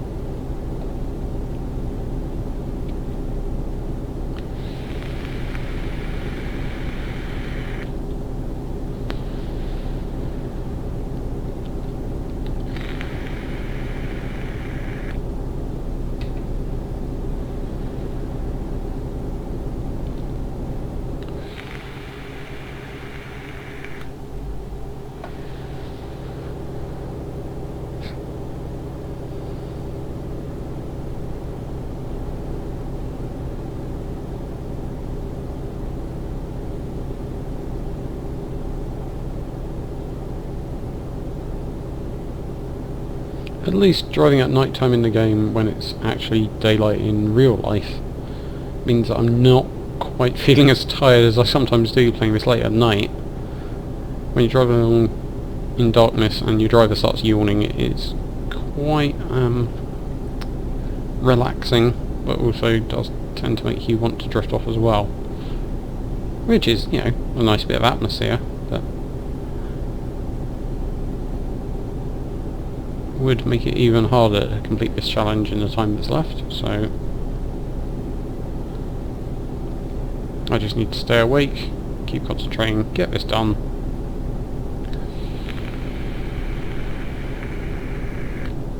And I'll probably take a break from ETS for a couple of days and then have a look for some interesting long distance challenges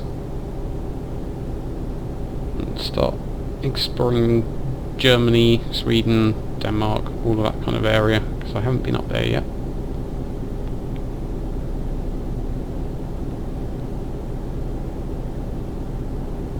Very 44 miles to go, so we're going past the nuclear central again.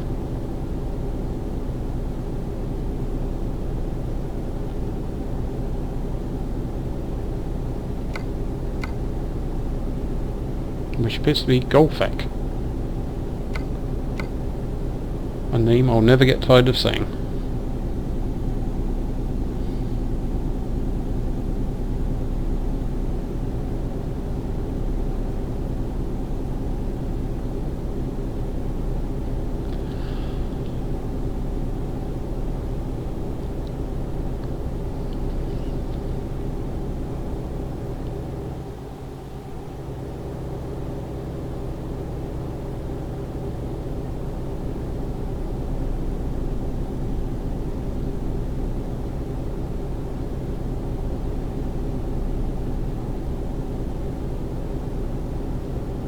Oh, this is fun.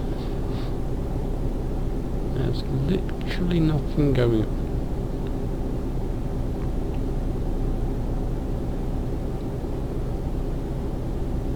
we've entered full ETS ASMR territory now.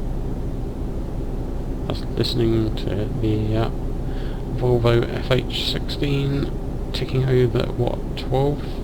Yeah, is that 10,000 revs? Or if that, no, it's about 1250 revs, 12th gear, 56 mile an hour.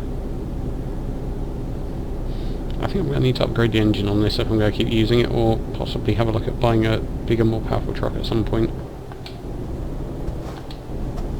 I mean, as a starter truck it's great, and it handles even the heaviest loads so far without too many problems, but I think a little bit of extra power might be nice. Right, let's go behind the Norsken lorry.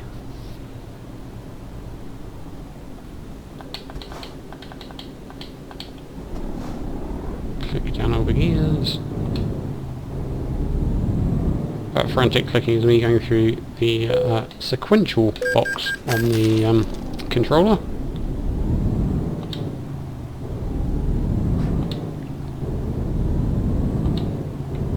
And I have to say, as much as I'm looking forward to having wheel and pedal setups for full-on racing games, for this, the controller works perfectly.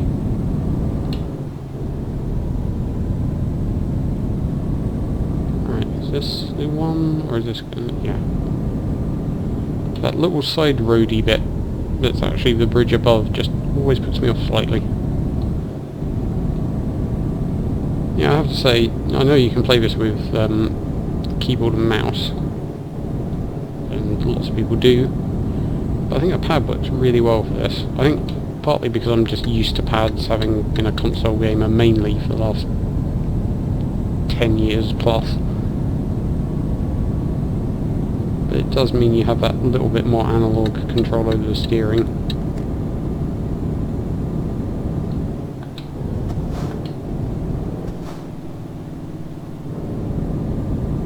I've got the lights mapped to the D-pad along with the windscreen wipers, the parking brake, and I can't remember what else I've got mapped to it now. What's the other thing? Hang on. Have I not got anything mapped to the bottom of the D-pad? Huh. Well, I've got a space for something else as well then. I should probably stick with change view on there if I'm going to occasionally cheat when I can't actually see where the heck I'm going.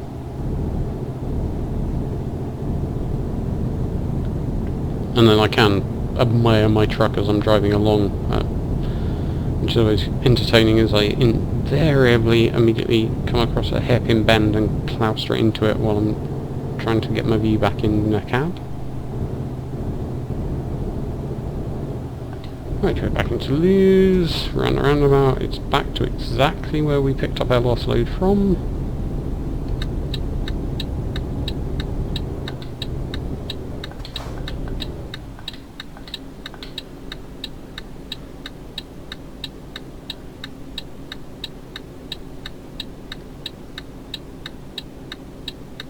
Still haven't got around to repairing my truck yet. I might actually do that in a minute.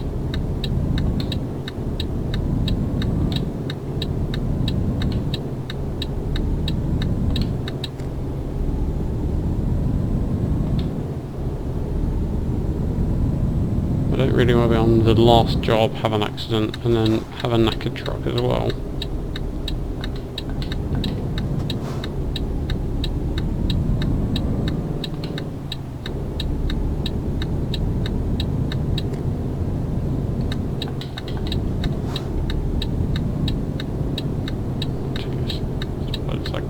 Just to avoid hitting the fence. Oh. Please be over to the left. Okay, that'll do. Right, over to the left so I don't hit the fence, please.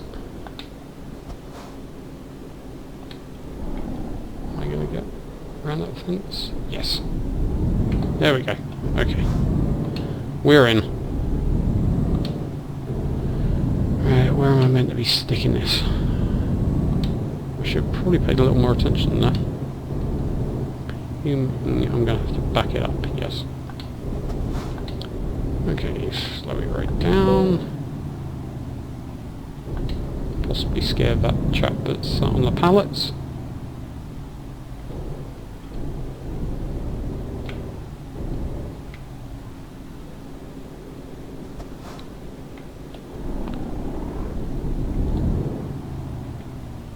Right, is this going to be enough to straighten it up? Probably not. So if we go a bit further.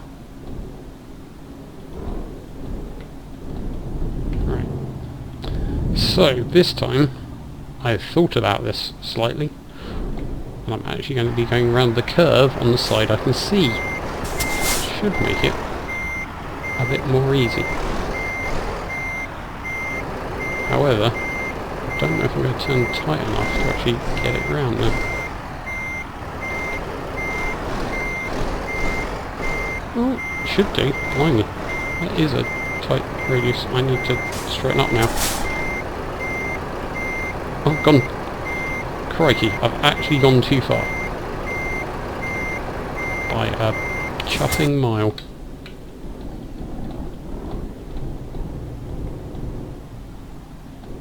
This is what I mean about getting used to how tightly you can turn this when you're going in reverse.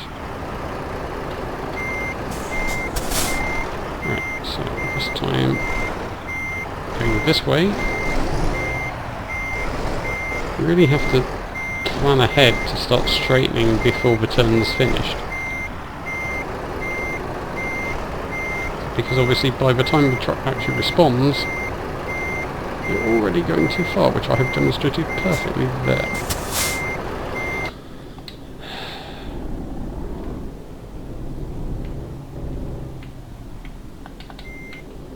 Right, so before I start moving, let's think about this. I need to go in other way. There we go.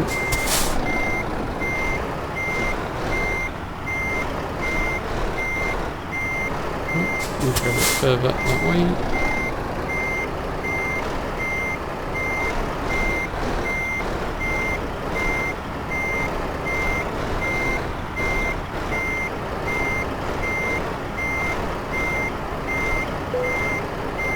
Lovely. A little bit tight, but you know, it's in the line.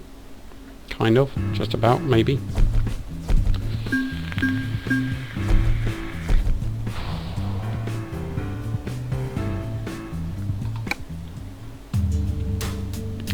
Two more to do. We're almost there. Computer processing Toulouse to Toulouse. That would be brilliant. However, it's back to Bordeaux.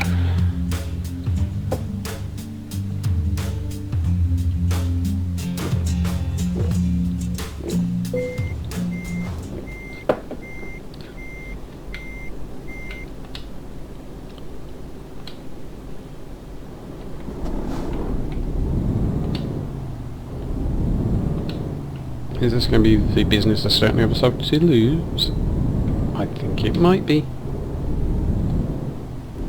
How long have I actually got to pick this up in? That's the map, so that's the wrong button. There we go, 20 hours. Okay. So I could actually nip by the garage and get repaired while I'm here. Which would make sense.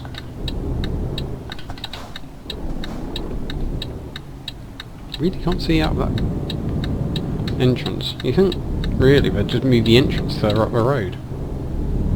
Yeah, if they put it over here, then you're not pulling out straight into a ruddy great roundabout. In fact, there's a road there. Oh. That's just bad planning. There's literally a side road they could have put the entrance on. And you wouldn't be dicing with death every time you pull out. Right, do we think there's a friendly mechanic working at midnight on a Friday night? Let's hope so, eh?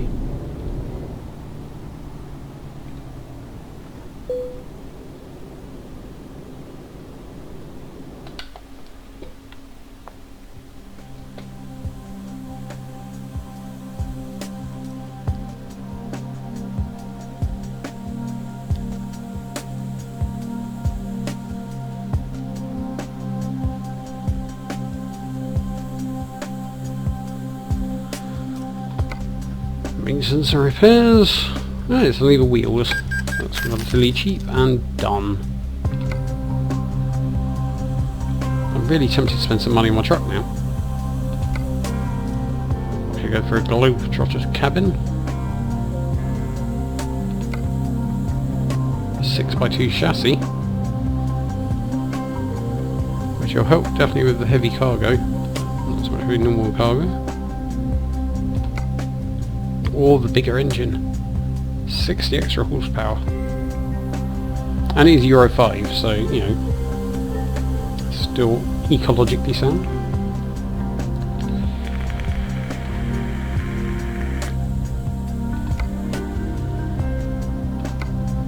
You could actually go with the gearbox with a retarder. Also got standard UK paint. All of the accessories.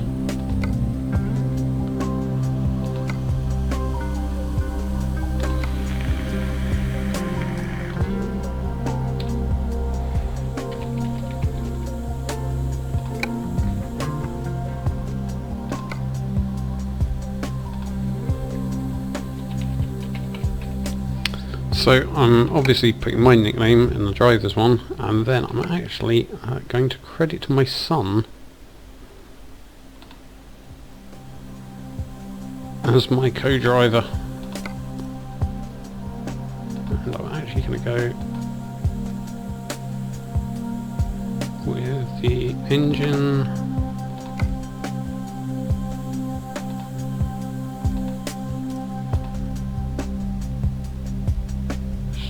That.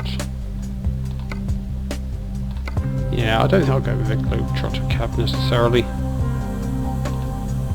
Don't think I need it.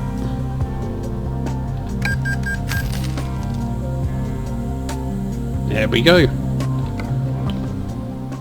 Starting to build my truck up. Let's see how that extra 60 horsepower pays off now.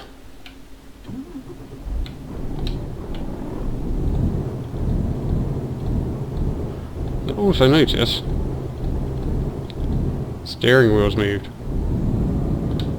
Cunning, huh?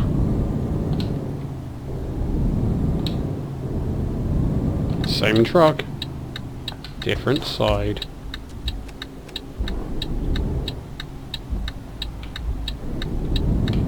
See, who needs a new truck? You can just swap the side.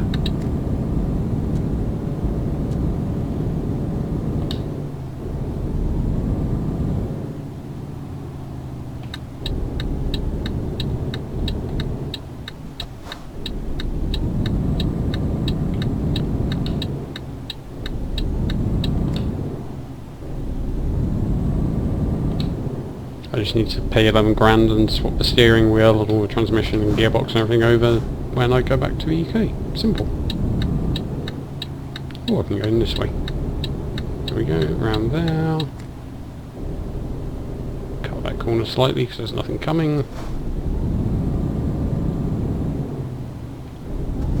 Try to take out the barriers. Just got to remember now I'm on the other side, particularly when it comes to parking.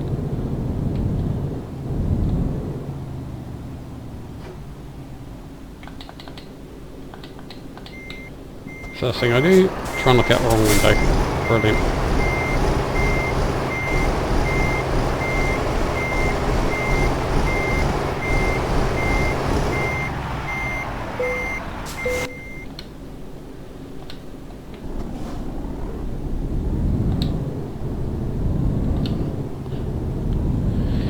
I think considering I'm intending to drive a fair bit around Europe now and discover more of Europe before returning to the UK, this should pay off.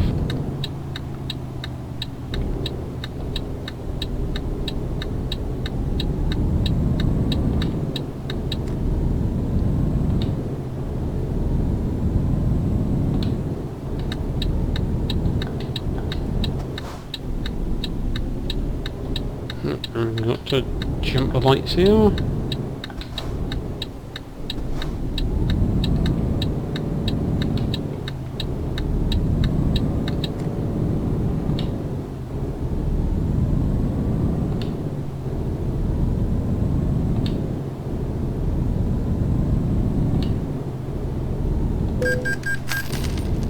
Oops. Terribly sorry. Can't stop. Challenge to complete.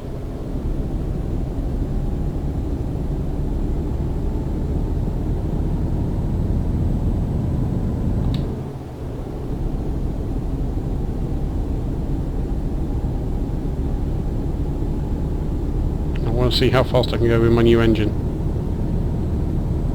These things are all more important than stopping just because I've wiped out the front of the car.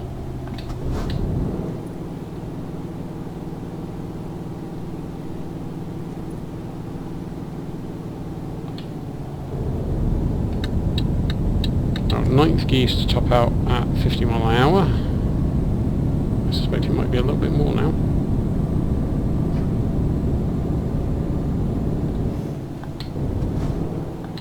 Come on, slowpoke.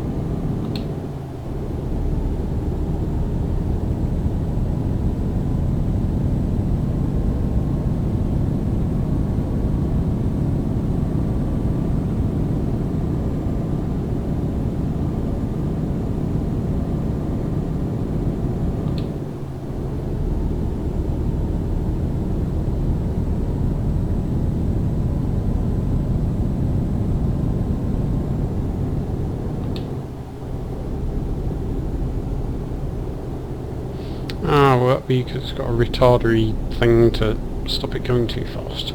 Yeah. I really should learn these things before spending tens of thousands of euros. Next question, how do I turn it off?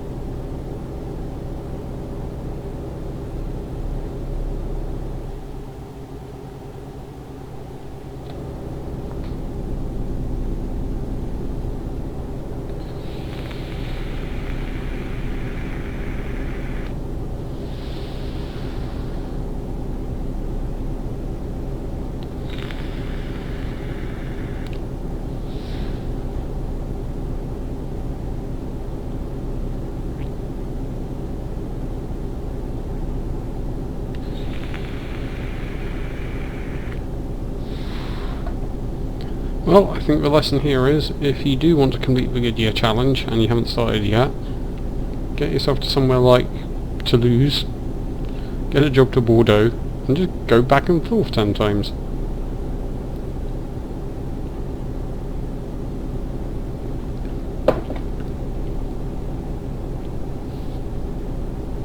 And you've still got time to actually do it. And I appear to be sat on my headphone lead, which isn't going to help matters.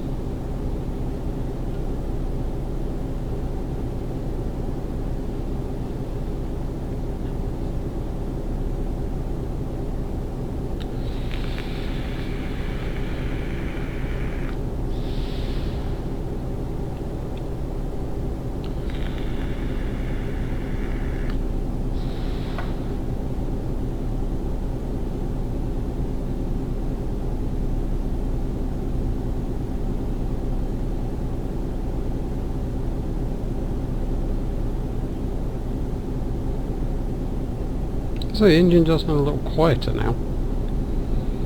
It's just ticking over at 56.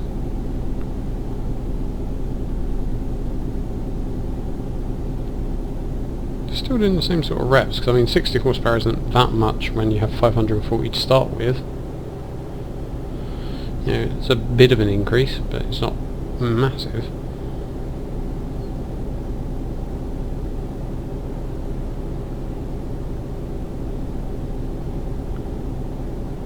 But hopefully it will help when I'm hauling the heavier loads after I finish in the Goodyear challenge, so that'll be nice.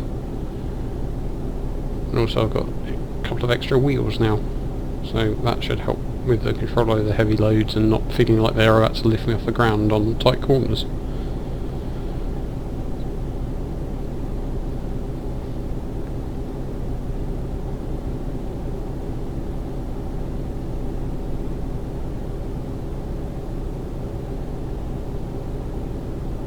Plus, if I do end up with one more load coming the other way, it means I've only got about 150 miles to finish the whole thing. And my achievement, which is ironic considering the first job I did was longer than the last 3 or 4 put together. Well, this is busy, but luckily everyone seems to be going for the same one. Right, get up, boy. I'm going for that middle one. They haven't figured out there's an empty queue here.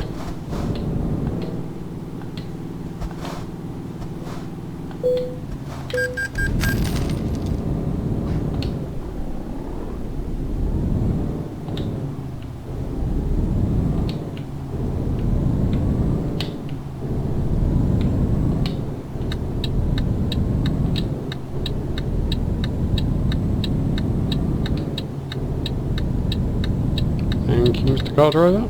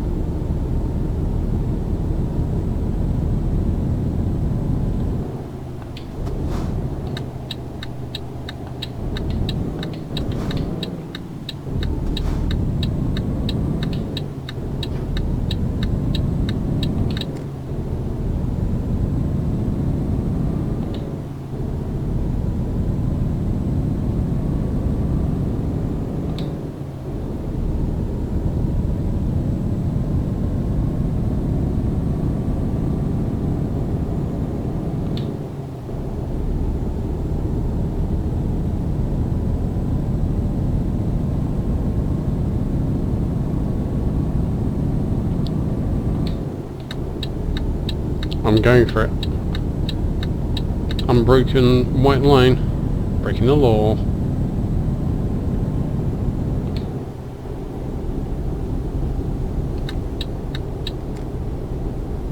So I was speeding, going across an unbroken white line, and harassing a truckload of cows.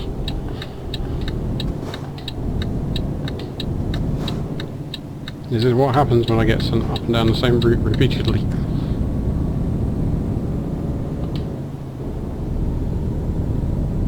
And I know I've only got one more Goodyear delivery to do. The impatience is strong. Oh, horse is still out.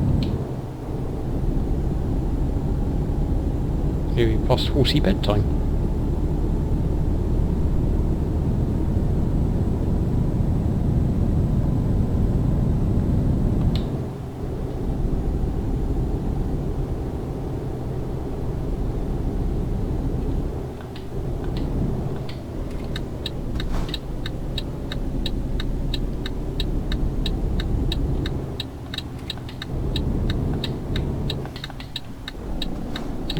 Braked a bit sharp there. Is he washing the windows? Or can he just not find the door? Oh no, he is wiping the windows. Bit of a weird time of day to be doing it, but there you go. Alright. He seems to only be wiping one part of one window though. So there's going to be one very clean patch, and the rest is still going to be mucky. Oh, we know how to do this parking, so I look forward to still making a mistake. Especially because I can't see where that corner is now.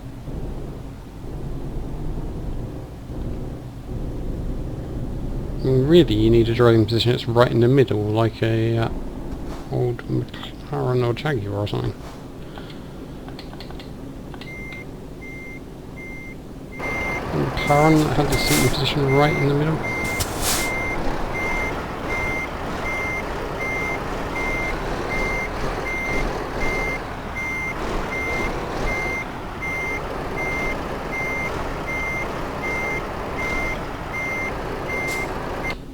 At least at night you can really see where the lights are on the back of the trailer to help you know how far you're going, which is helpful.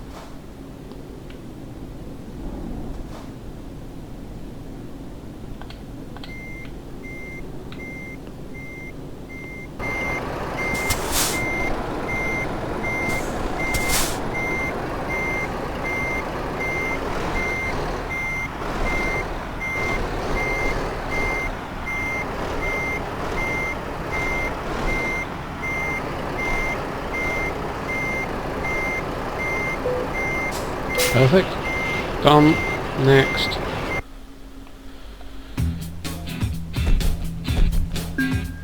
Yep, I learnt next to nothing. 9 out of 10. This should be the last one. Oh, please say there is one.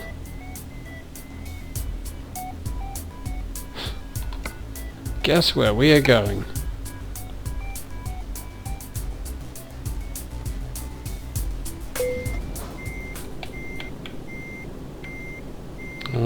Right, it's probably over there. Yep.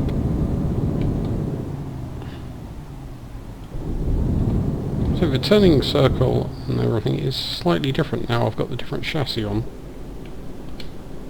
which is a fun little change.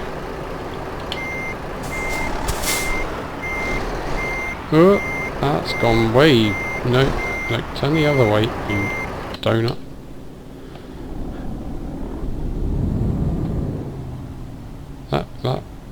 I don't know what happened there. Like, for a moment my brain just completely turned off. There we go.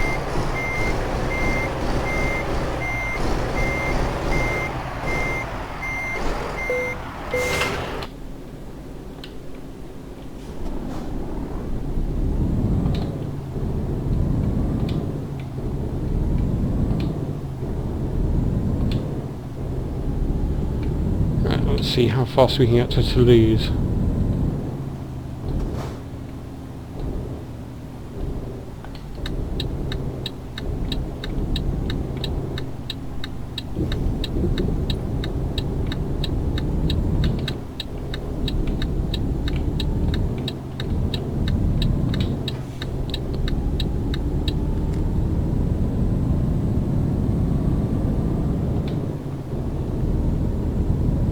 I'm going to try not to slow down or stop unless I really have to get this done.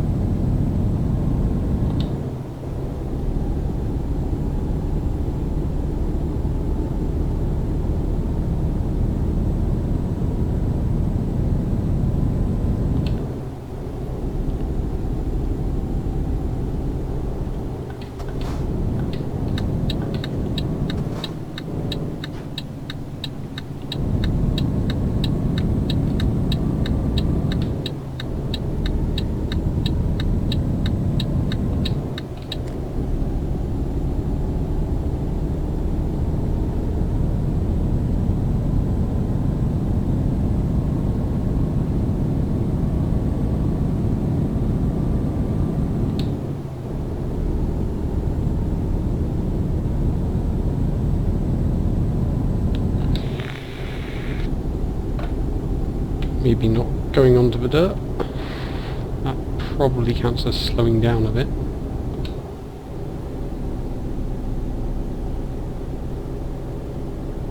least there's no police this time. Let's take a proper racing line. Clipping the apex.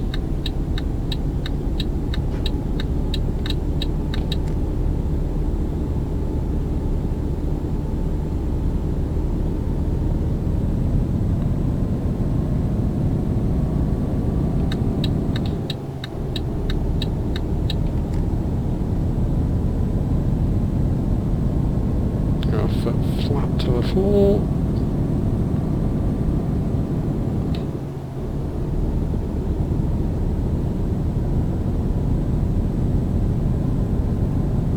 Ready for an emergency stop.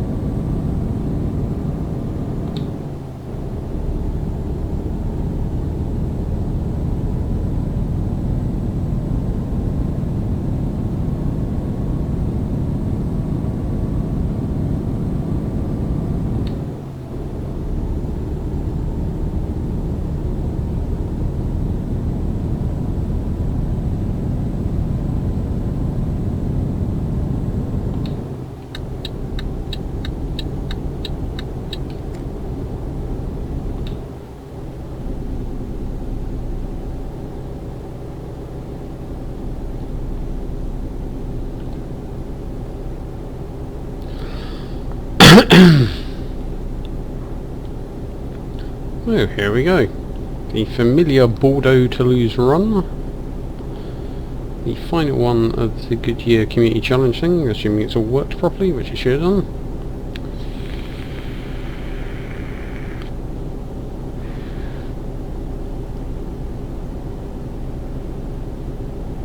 Past a log with a number on it. On the back of a truck. Yeah. Okay. I think I'm going to be glad that I've done this, but I'm also going to be glad that it's over and I can get back to picking jobs just because they sound like the most interesting, or they're visiting new places.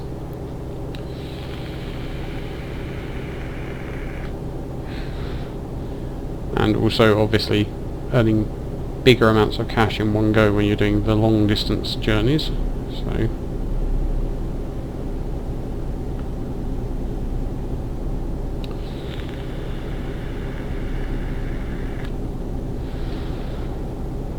that will all be quite helpful.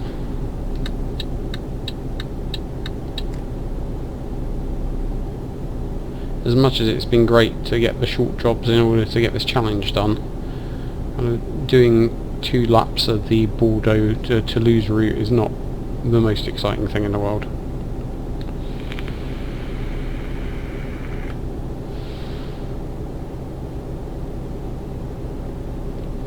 With a bit more planning, I probably should have done a few of these trips to start with and then switched to longer ones to finish off with to end on a high note, but I think the highlight's definitely been the trip up to Switzerland, because that was quite a good one.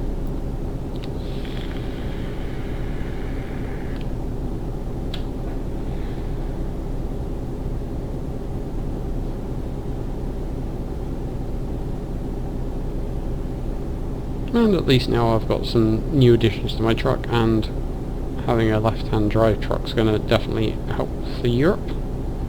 So I'm all set for a European adventure.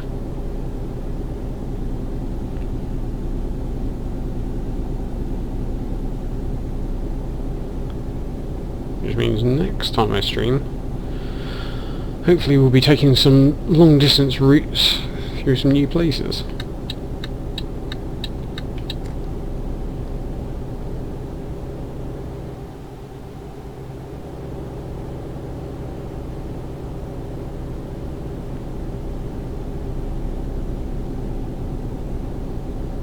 Oh, I see some flashing blue lights.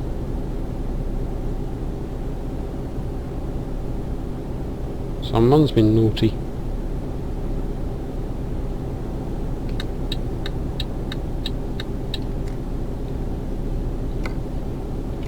Yeah, I've got enough time to make my delivery before I need to rest again. I've got enough petrol. It's all good.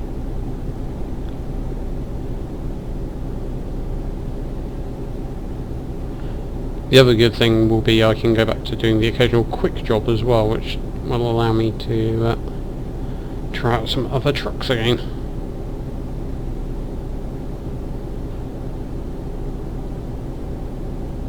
It's nice to get a bit of variation.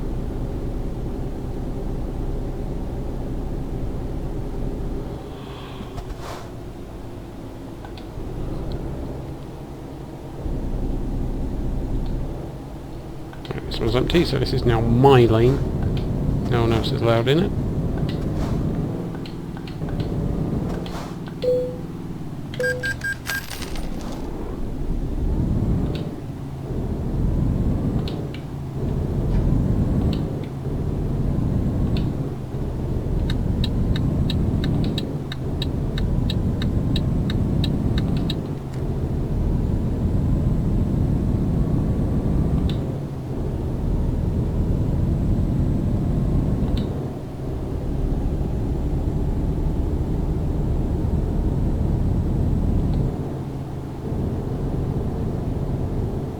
It's quite spooky that at the start of the stream I said that it'd be nice if there were a lot more shorter journeys as the time comes to an end. And literally after doing the first job, I've been offered a lot more shorter journeys as the time's coming to an end.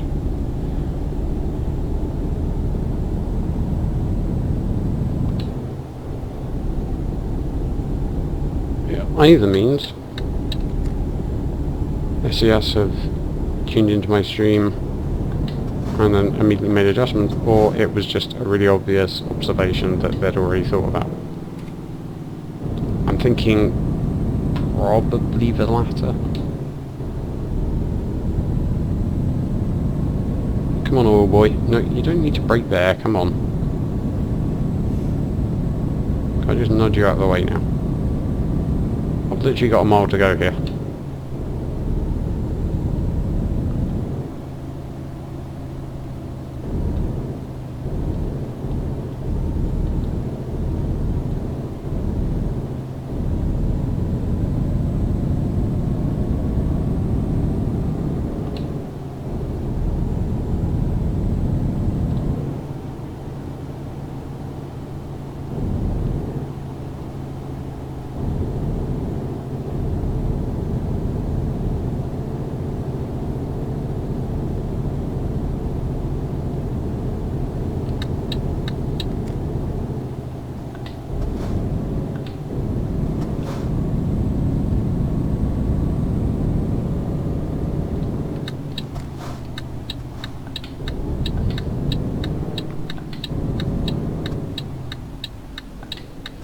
Absolutely, one of the best things about being on the left hand side of the cab is now I can actually see traffic lights, which is handy.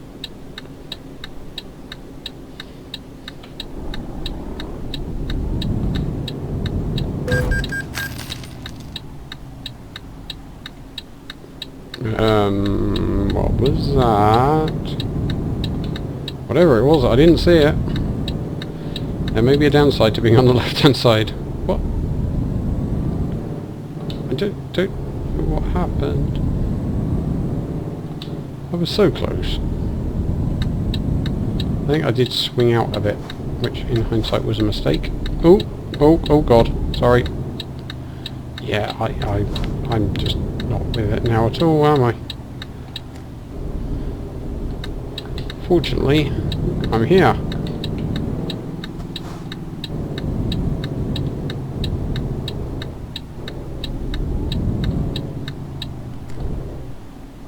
Right, Gov, where do you want this dumped? Round the back. Okie dokie. Don't jump. It's not very far. You'll just stub your toe.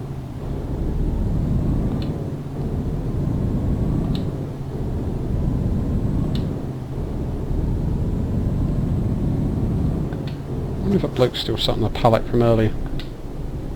Nope, he's actually moved.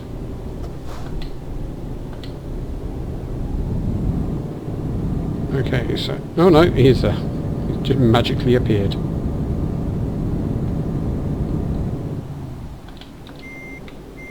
Right, so I'm on the other side now.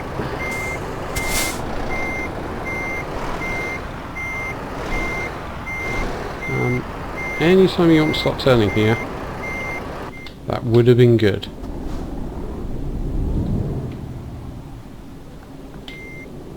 Nope, that's the wrong way again, because I'm on the other side.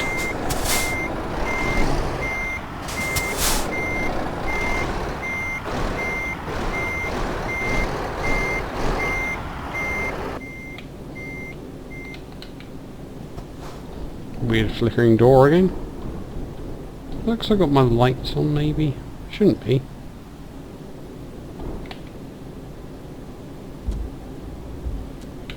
That'd be windscreen wipers. Nope, it's just a weird flickering door.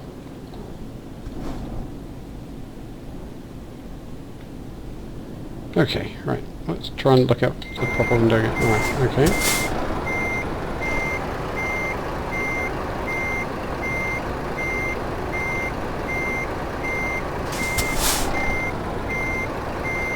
Oh, for crying out loud.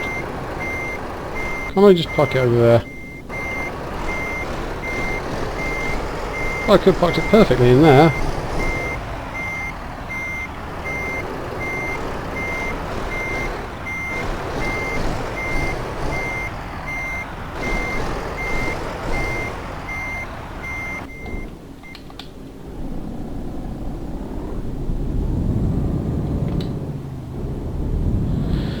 Nope, annoyingly, I'm going to have to do it this way because there is much more room.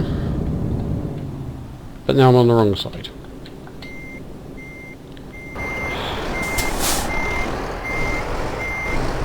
Which means I have no idea when I need to be turning.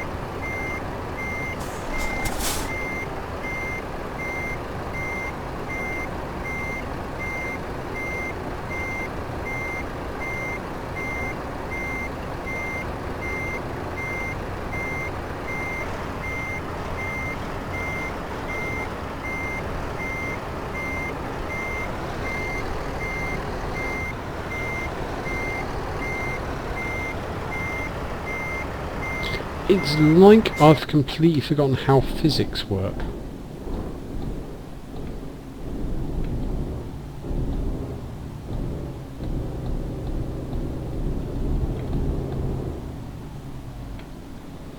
I'm just trying to make this as messed up as I possibly can. Which is handy.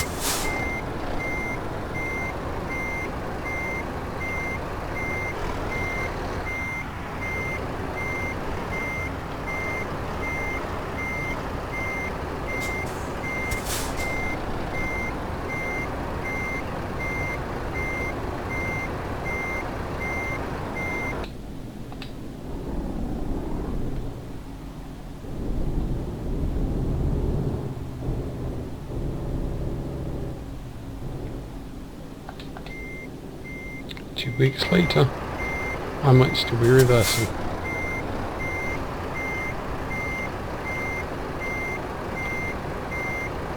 Have I just gone the wrong way again? Oh, for crying out loud. What does that matter with me?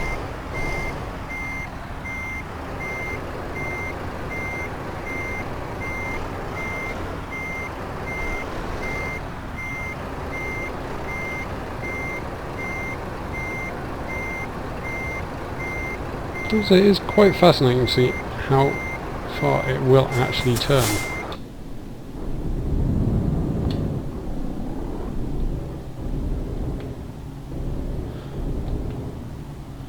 Right, it's time to actually park up now. This time, perfectly, first time, it's going in.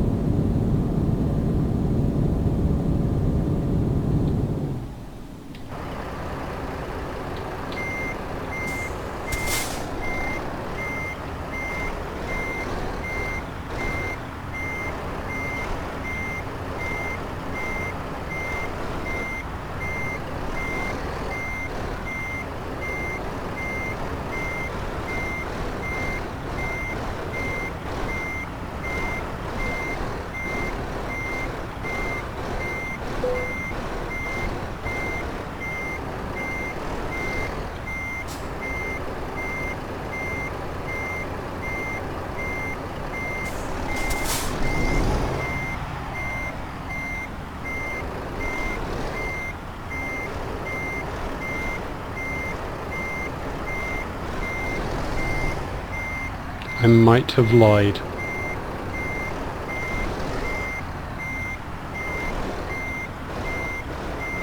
This is definitely my worst attempt at parking ever.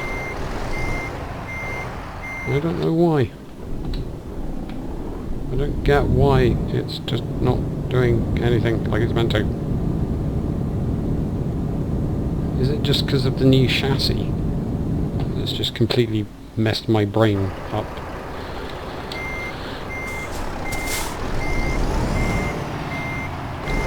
So there's the first one to go past. It's already started turning on its own.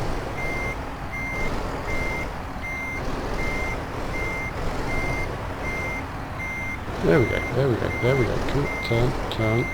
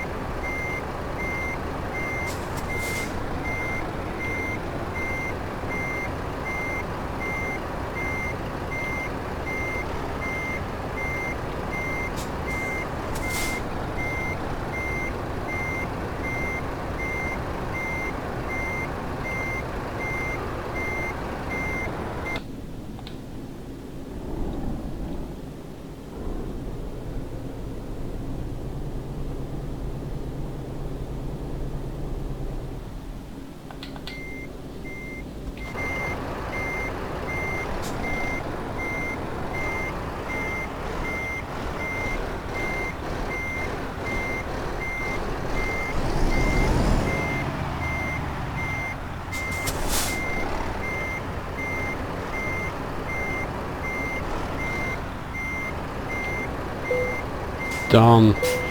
See? Simple. I have no idea how I made that much of a mess of it. Brain fried. 2 hour stream, too long. Must play game but understand better. But event completed.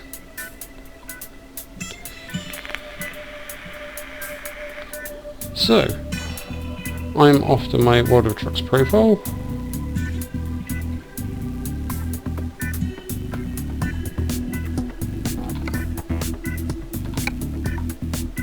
See if in-game browser. No, I'm going to need to sign in. Excuse me 1 second.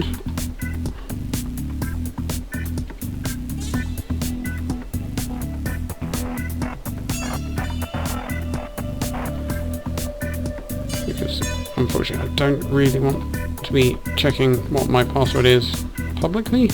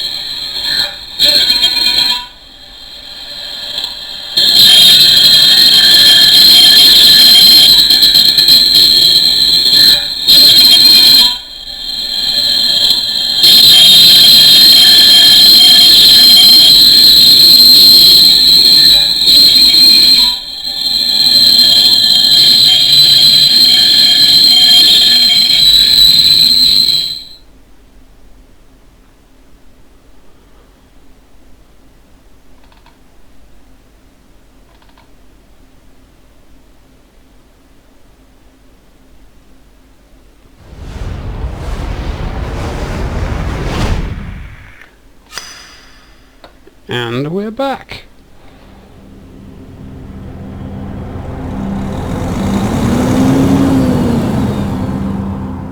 So I've gone and redeemed myself on World of Trucks.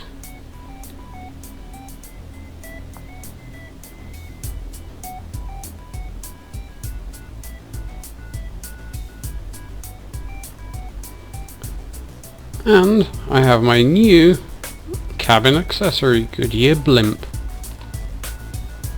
So, I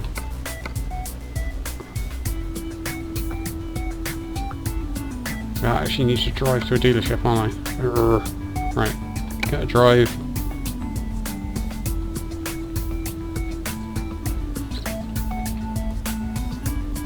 Oh, there is one around here. There we go.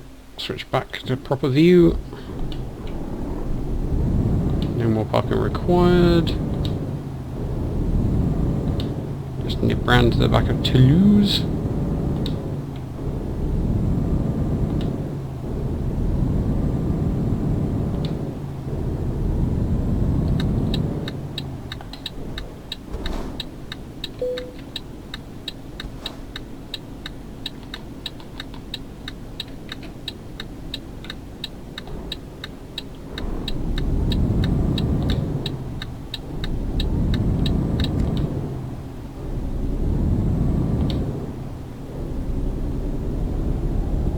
Almost got you.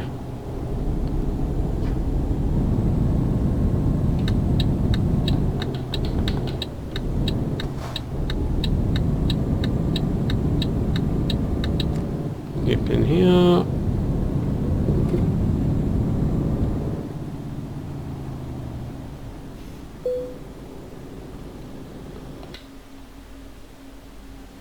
Truck configurator.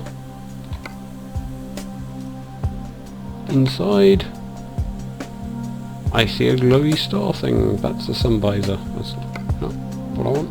Where is it? There. Goodyear blimp.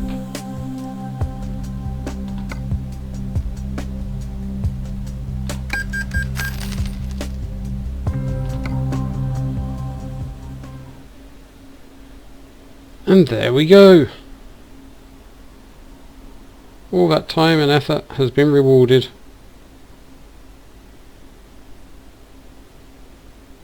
With that. Does it actually move if I go anywhere? Yay, look at it swing. Whee!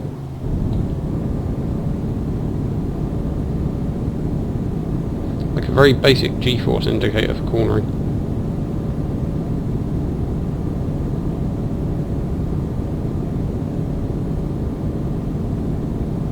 Hours of fun.